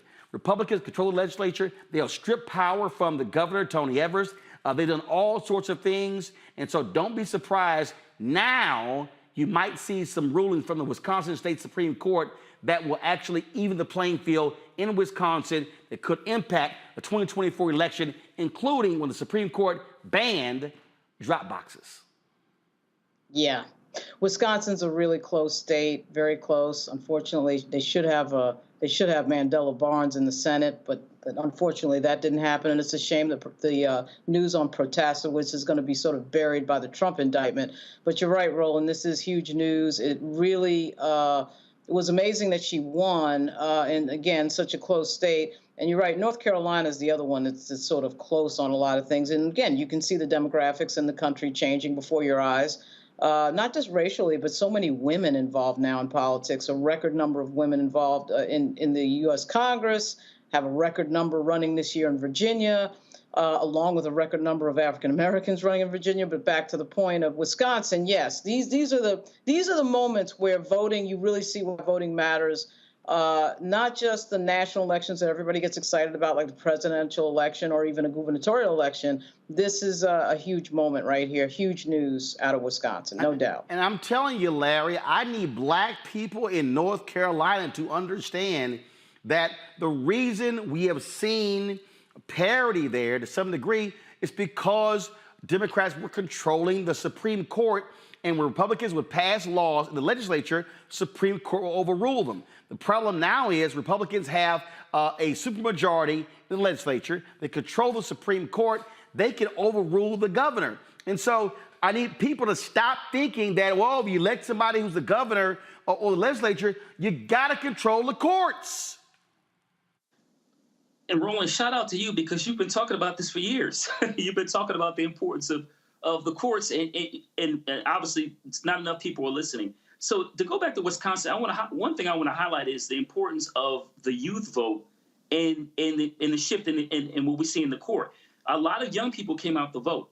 And so as we move closer to 2024, we're talking about North Carolina and Wisconsin, continue to see some of the antics we've been talking about the election in several months. But you're right in terms of what happened in North Carolina. And look, I see it here in Florida in terms of the supermajorities in the House, in the governorship, and then we see in terms of the state Supreme Court. So it's really important that they should have these checks and balances in place, particularly when it comes to right-wing Republicans who hold power in the state, because they want to take things back to Jim Crow. And you're right, Roland, if people don't go out to vote and make sure there are checks and balances in place, black folks will find themselves in a world of hurt. Mustafa?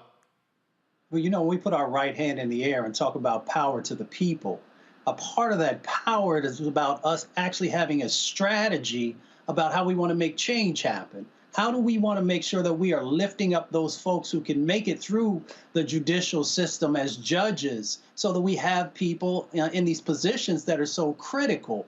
So that's what this is about. It's not just about voting. Voting is incredibly important, but it's about what is the strategy that we as black people have about changing the dynamics that are around us, making sure there's parity and equality as we move forward. Absolutely. And again, for people who don't understand, you got to play chess, not checkers. We have to understand the power of the courts. We are seeing it on the federal level. If we're not having the same focus on state Supreme Courts, on judicial races in our cities, municipal races, then we're going to be wondering why, a law was passed, but the courts found it unconstitutional. Because they are also one of the three branches of government. There's executive, legislative, and judicial. Gonna go to a break. We come back, folks. Sad news out of New Jersey. The first black woman elected statewide, the lieutenant governor of the state. She passed away today. We'll tell you all about that next on Roland Martin Unfiltered on the Black Star Network. Up next on The Frequency with me, Dee Barnes, our special guest, Alicia Garza, one of the founders of the Black Lives Matter movement. We're going to discuss her new book, The Purpose of Power, How We Come Together When We Fall Apart. We live in a world where we have to navigate, when we say something, people look at us funny, but when a man says the same thing less skillfully than we did, right? Right. Everybody flocks towards what they said, even though it was your idea. Right here on The Frequency on the Black Star Network. Next on The Black Table with me, Greg Carr, we welcome the Black Star Network's very own Roland Martin, who joins us to talk about his new book, White Fear, How the Browning of America is Making White Folks Lose Their Minds.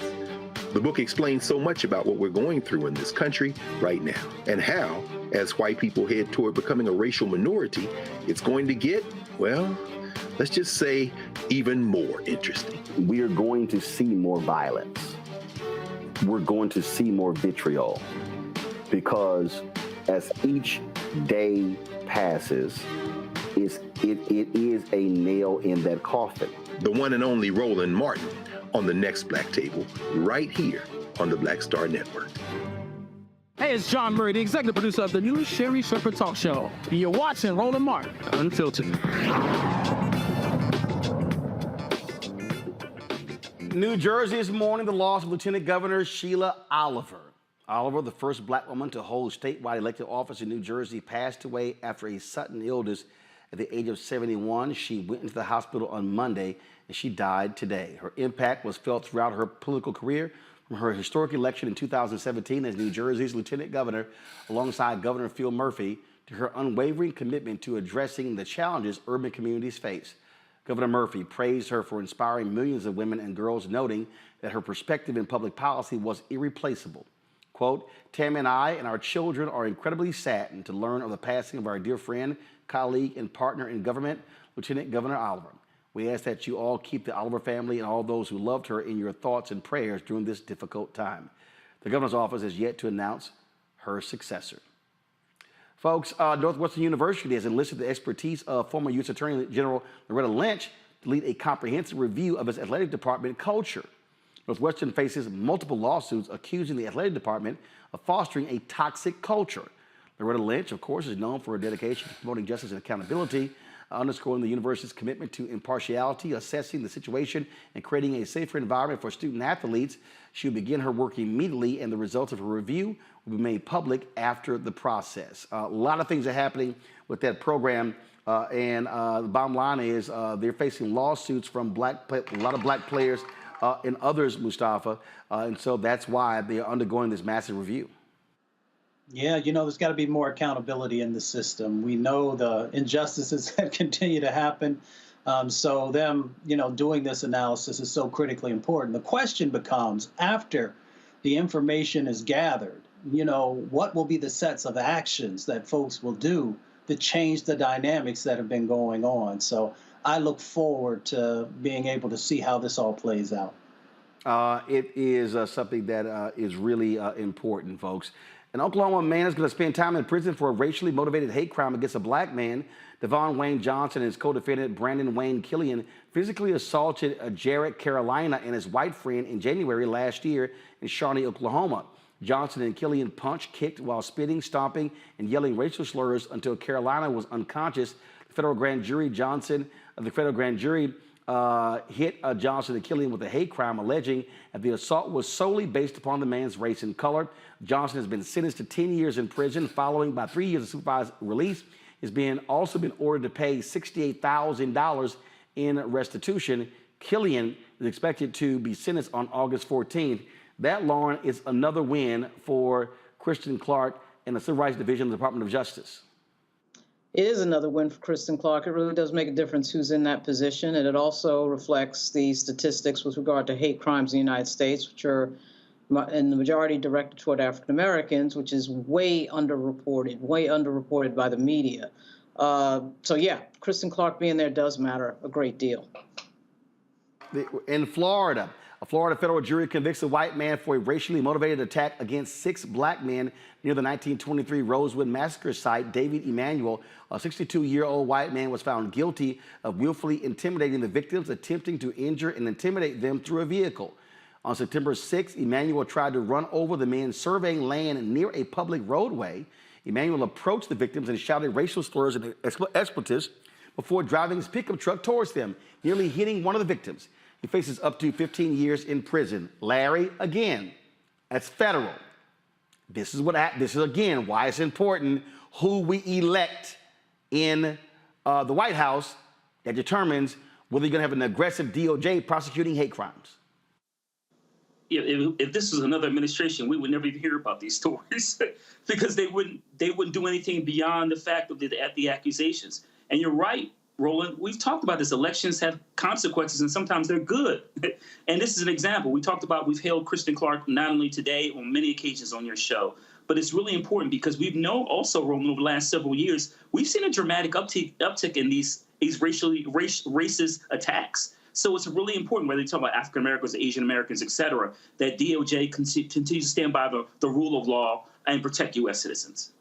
Indeed, indeed. All right, folks, hold tight 1 second. I got to go to a break. When we come back, the Original T Golf Classic honors one of the best baseball players of all time, Gary Sheffield. We'll show you what he had to say when we come back on Roland Martin Unfiltered on the Black Star Network.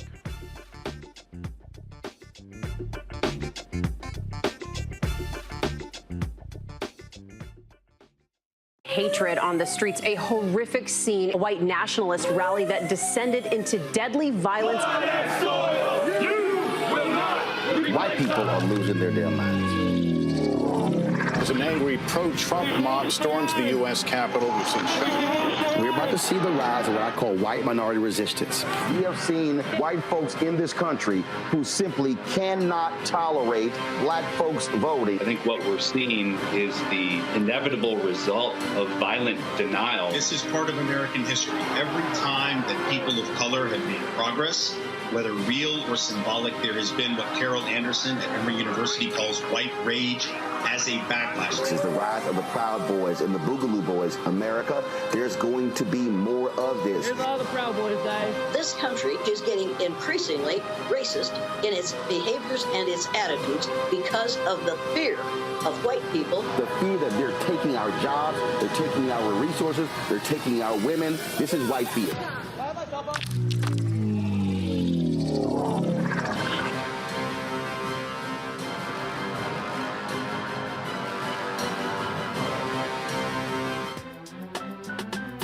I'm Faraji Muhammad, live from LA.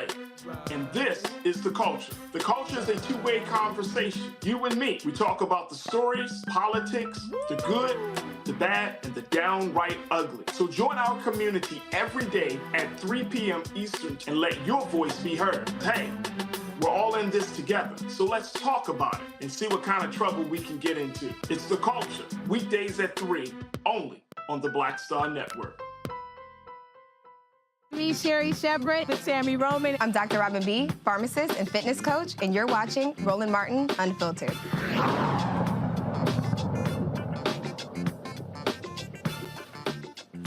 All right, folks, for 25 years, my homie Wendell Haskins has been hosting what is called the Original T Golf Classic. It is named after the brother who founded or created the golf tee. They support black golfers. They honor black golfers. And they also, this year, they had a competition with some HBCU graduates and some HBCU students.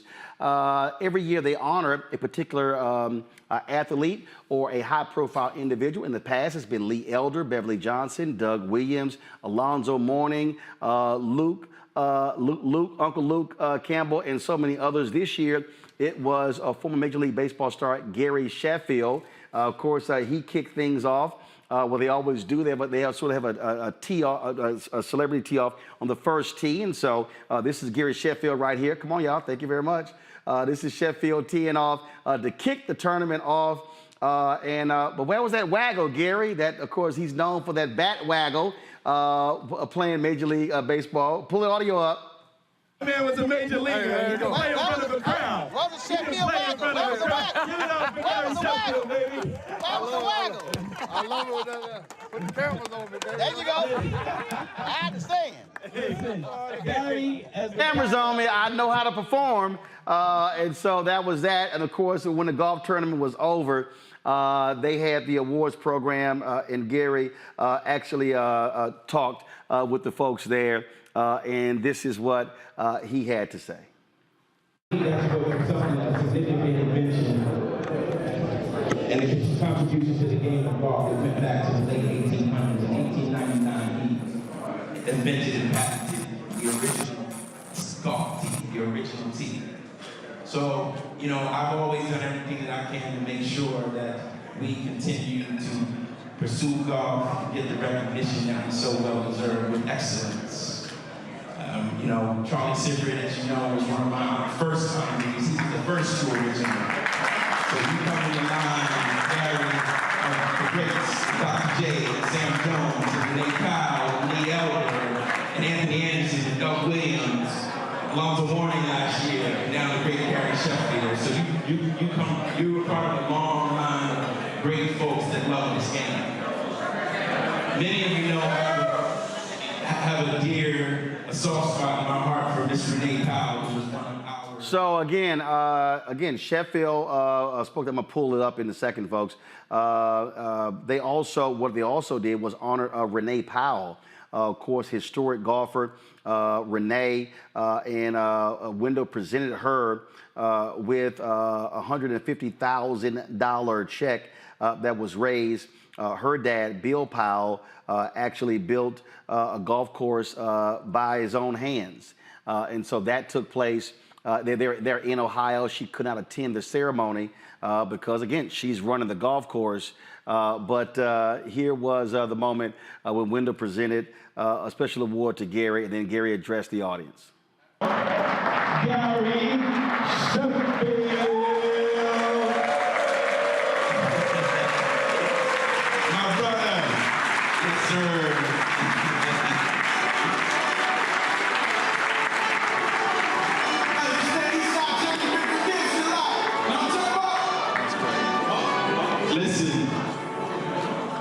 You know, we always create a new award for the honoree every year. And for Gary, this is his true original award. His OTGC engraved Louisville Slugger bat with the OTGC logo saying he's the true original 2023. Appreciate you, brother. Find a good place for that at home. And after Gary speaks, I want all of my sponsors to meet Gary over there and take a picture with him and any of the kids that are here as well, okay? Gary, I'll hold it for you, brother.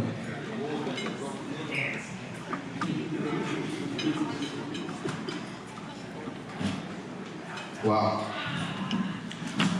Wendell, you can't describe this man. This man is probably the most powerful man I met in my life because, you know, he's been the same person the day I met him and to this point right here. And I just want to say thank you, man.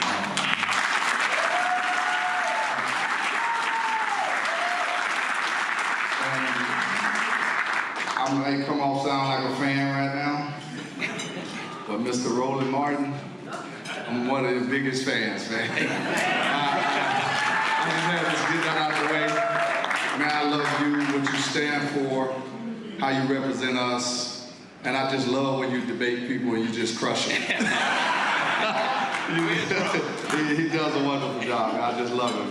But I just want to thank my friends, you know, for coming down here with me and supporting me, and you guys have always been there with me, you know, through thick and thin. Y'all know my story, y'all know my history, and I would just say to this whole room, I met some wonderful people here. This is a great room, and this is a testimony to Wendell. And I'm just telling you right now.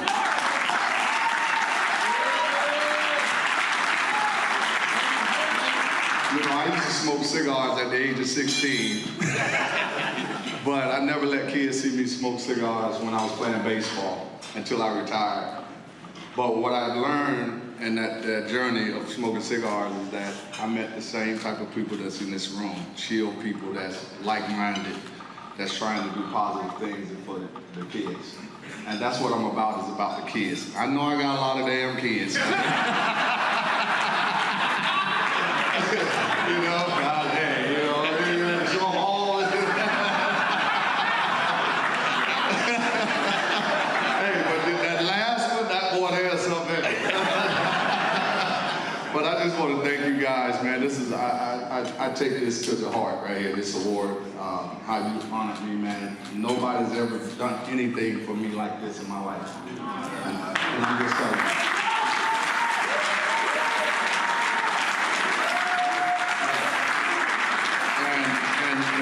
You know, I'll be honest with you guys in this room. You know, when I played 22 years in baseball, and I was an outspoken player. And I was outspoken because of the injustice that I saw when I played. And it didn't have nothing to do with me, because I was going to hold my own. They weren't going to beat me. And I didn't care what the circumstances was. I didn't care how hard it was. You know, that's what I teach my kids today. You know, I spoke for the guys that I played with in the minor leagues. And the Milwaukee Brewers, the first organization I ever played with, we had the most minority players in baseball. And we had the least amount to make it to the big leagues. And those are guys that I was fighting for. And I was just trying to put it out there for smarter people to carry it farther than I could. And that person was Roland Martin, and he carries that legacy for us. And that's what I'm thankful for. That's why I respect this man so much. He really don't know. I watch him every day. All right. But man, I tell you, man, the thing that Wendell is doing for golf and how he's bringing this home and trying to get us back, you know, get us playing this game, because it's a positive game. And I think we can play this game if we took the time to understand. We have golf courses all over the world next to our neighborhoods. If we took the time out to play this, we would be just as good in golf as we are in baseball, football, and basketball. So it took people like Wendell, when I met him, he was the first person I saw at the PGA and the only African American there.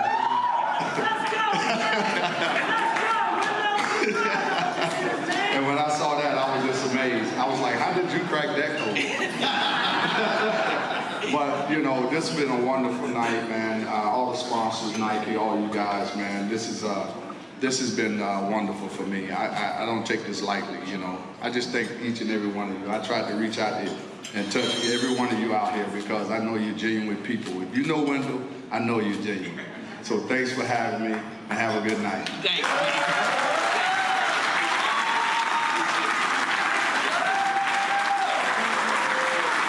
Thank you, Gary. Thank you so much for all of those kind words. Thank you very much. Gary, mind stepping over this way, and everyone with the flags. Everyone who got the flag sponsors, want to step over there and take a picture with Gary, please. Are any of the kids still in the room? Any of the kids? Any of the kids, please come up front. That played today, participated. All right, folks. So one reason I wanted to show you that, because y'all might not remember, when Charlie Sifford was given the Presidential Medal of Freedom under President Obama, Wendell actually led that effort.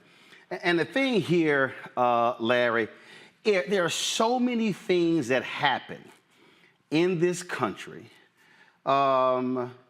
affecting African Americans, by African Americans, that never get mainstream media attention. In fact, Wendell also was heavily involved in when Lee Elder, he couldn't hit a tee shot, but a year before he died, when he was one of the ceremonial starters at the Masters. And so it's brothers like Wendell who are out there doing the work. He's been fighting on behalf of black golfers, calling out the industry that doesn't get a lot of attention. But this is also why black-owned media matters, because we can do stuff other folks won't do. Absolutely, and Roland, we wouldn't see the video or hear your commentary, like you said, anywhere else. And like I said earlier, this is why your platform is so important. And it is interesting, Roland, you made the point about, you know, obviously sports, particularly golf. You know, black folks have historically been involved in a number of different athletic endeavors. But I'm always amazed in this particular story you described today. It's always amazed at how someone like myself, who was a sports fan, that I've never heard of some of these stories. And it's really important, like you said, again, that we highlight these stories. And, you know, certainly your presence at the event, but also in the terms some of the language, some of the things that Gary Sheffield talked about in terms of what we see now. I'm an MLB fan, and that we see so many few African Americans in the sport. And it's been a dramatic increase since Sheffield retired. But it is really important that we highlight these stories in any sport, and then we make sure that we take all the steps necessary to recognize those who've laid the foundation, and also to make sure we ensure that there are more black folks in sports like golf and others. Oh, absolutely. And one of the things, again, that took place there, Lauren, there were HBCU graduates, also a sister who was from Houston. She's actually still playing at Howard University. Was a brother who was from FAMU.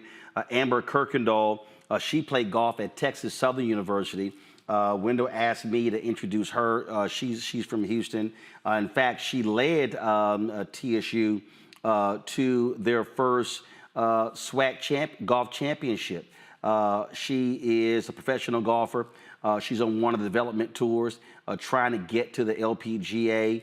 And so a lot of people out there, again, they see Tiger Woods, but the reality is on the LPGA side, you got more black women who've actually been on tour than men. Right now, you've got like 6 or 8 sisters who have made to the tour. We've gone to development tours, still out there. Again, this is Amber. She was teeing up Richard T Golf Classic. And what Wendell also does is, and this is also a huge thing, also provides resources. And so when they were playing, they were competing for money. Because the reality is when you're one of these golfers, I mean, you know, you're out there, you're trying to get paid. And Amber's swing is no joke. Check this out.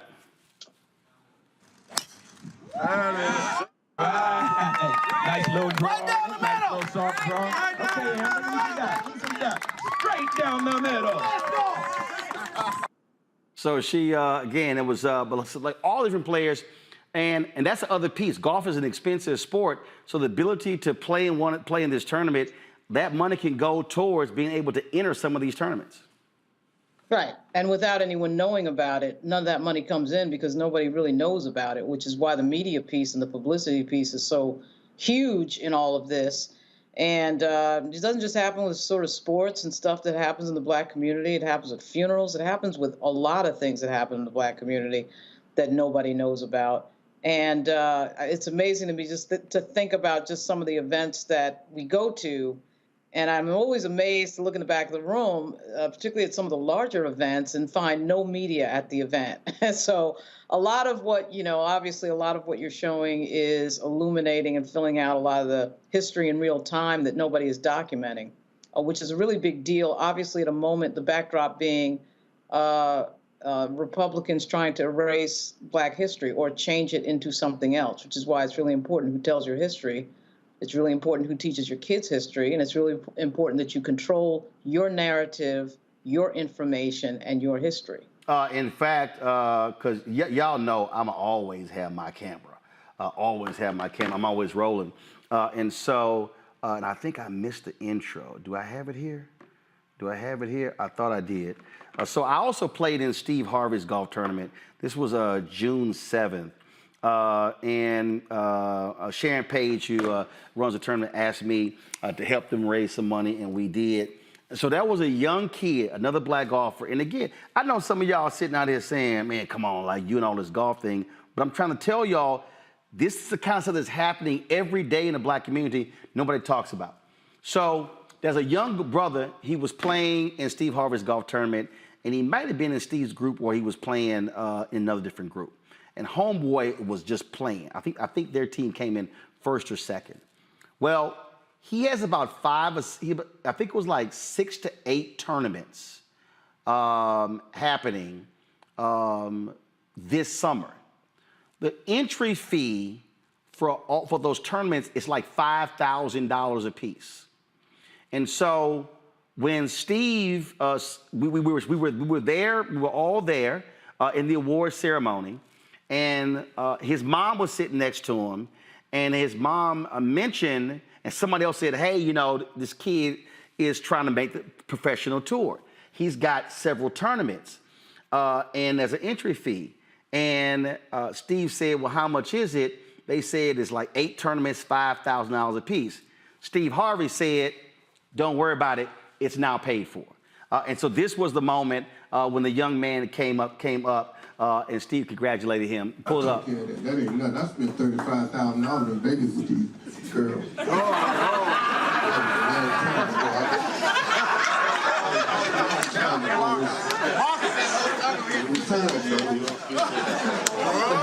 Again, we're there raising money for charities, but that young man is trying to become a professional golfer, and Steve Harvey said, I'm going to pay the $35,000 in tournament fees so you can be sure to play.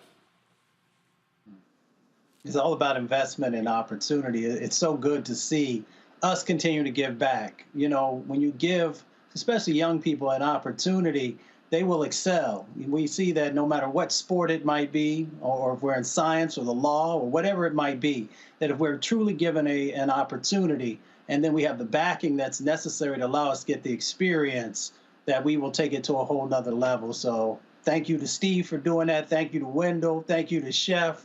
And of course, Roland, thank you to you for always showing up and having your camera ready to make sure we're highlighting our stories. Absolutely, absolutely. And so all y'all out there be wondering, like, man, why Roland ain't here? He out playing golf. Well, I'm actually working while I'm also playing golf, bringing y'all this kind of stuff that, again, other folks are not covering. And I'm telling y'all, it happens every single day. Last point, I represented the bros in Dallas last week, the Alpha Convention. Larry, Mustafa, both of y'all are Alphas. And ran the Charles Haley. Charles Haley, of course, 5-time winner of Super Bowl, second most in history behind Tom Brady. And so I was joking with him about how I hate the Cowboys. He shot the finger at me. And so Haley has his foundation. It's going to be in September. He said, man, I want you to come and play as well. And so I just want everybody who's watching to understand there are things that African-American celebrities and folks who are just out there fighting fighting the good fight like Wendell Haskins, they are doing things for black people every single day that mainstream media will never cover. You're not going to even see in a lot of these so-called black media places. And so we believe in highlighting those stories, and that's why these things matter. And so we want to do that as well. So again, let me thank our panel, Larry, Mustafa, as well as Lauren. Thank you so very much for joining us. Folks, when you hear me talk about why your support matters, I mean that. Your support allows not just for me to travel, but for me to bring my staff with me when we go to cover these events. And so it's just not fun in the games. We're going to George Lopez golf tournament or Anthony Anderson, or next month we've got, in 19 days, Seth the Entertainer's golf tournament, Chris Tucker's golf tournament. These folks are doing amazing things for African Americans, and they don't get the attention they deserve. So when we ask you to support us in what we do with your dollars, all of that is critical, because if we're not telling our own story, then it's not going to be told. What we're doing here at Roland Martin Unfiltered and the Black Star Network is exactly what Frederick Douglass did with the North Star. Ida B. Wells Barnett did with her paper, what the Chicago Defender did, Robert Abbott and the Chicago Defender, and of course the Atlanta Daily World and the Pittsburgh Courier, and on and on and on, Ebony and Jet. So many things that happened in Black America would have never been covered because white media ignored us, and it still happens today.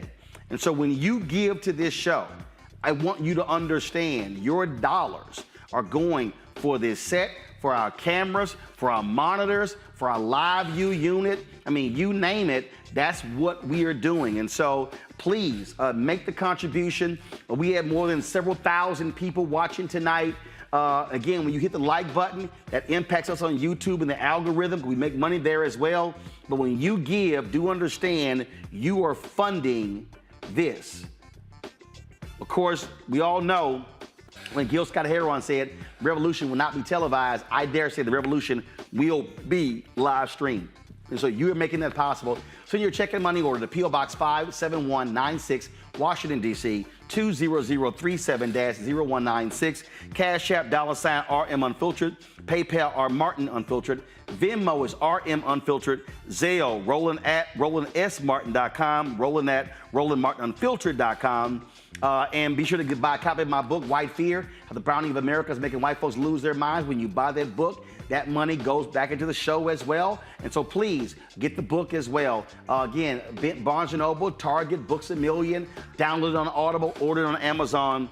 Folks, we are doing the work. And trust me, we've got some great things coming up this month. In September, Congressional Black Caucus Foundation, ALC, some things that we're doing with the McDonald's Inspirational Gospel Tour, some other stories that we're covering. We got be working on the elections in Virginia. We're going to be working on that as well. Then get ready for 2024. And so there's no time where black-owned media is needed now more than ever. Your support is critical. So please stand with us. And I appreciate thoughts and prayers. I appreciated all the brothers at Alpha Convention. I appreciated the people at National Urban League telling me to stay strong. We got you. But let me be clear. Money makes this engine work, and we need your support. Thanks a bunch, folks. I'll see you tomorrow. I'll be live from Birmingham. National Association of Black Journalists kicks off tomorrow. I will be live in the Ham tomorrow. I'll see you then. Holla! Folks, Black Star Network is here. Hold no punches. I'm real revolutionary right now. Support this media. He makes sure that our stories are told. Thank you for being the voice of Black America, Roland. Hey, Black, I love y'all. All momentum we have now, we have to keep this going. The video looks phenomenal. See, this difference between Black Star Network and Black-owned media and something like CNN. You can't be Black-owned media and be scared. It's time to be smart. Bring your eyeballs home. You dig? Pull up a chair, take your seat. The Black Tape with me, Dr. Greg Carr, here on the Black Star Network. Every week, we'll take a deeper dive into the world we're living in. Join the conversation only on the Black Star Network. Hi, I'm Dr. Jackie Hood Martin, and I have a question for you. Ever feel as if your life is teetering and the weight and pressure of the world is consistently on your shoulders? Well, let me tell you, living a balanced life isn't easy. Join me each Tuesday on Black Star Network for A Balanced Life with Dr. Jackie. We're all impacted by the culture, whether we know it or not. From politics to music and entertainment, it's a huge part of our lives, and we're going to talk about it every day right here on The Culture with me, Faraji Muhammad, only on the Black Star Network. I'm Deborah Owens, America's Wealth Coach, and my new show, Get Wealthy, focuses on the things that your financial advisor and bank isn't telling you, but you absolutely need to know. So watch Get Wealthy on the Black Star Network.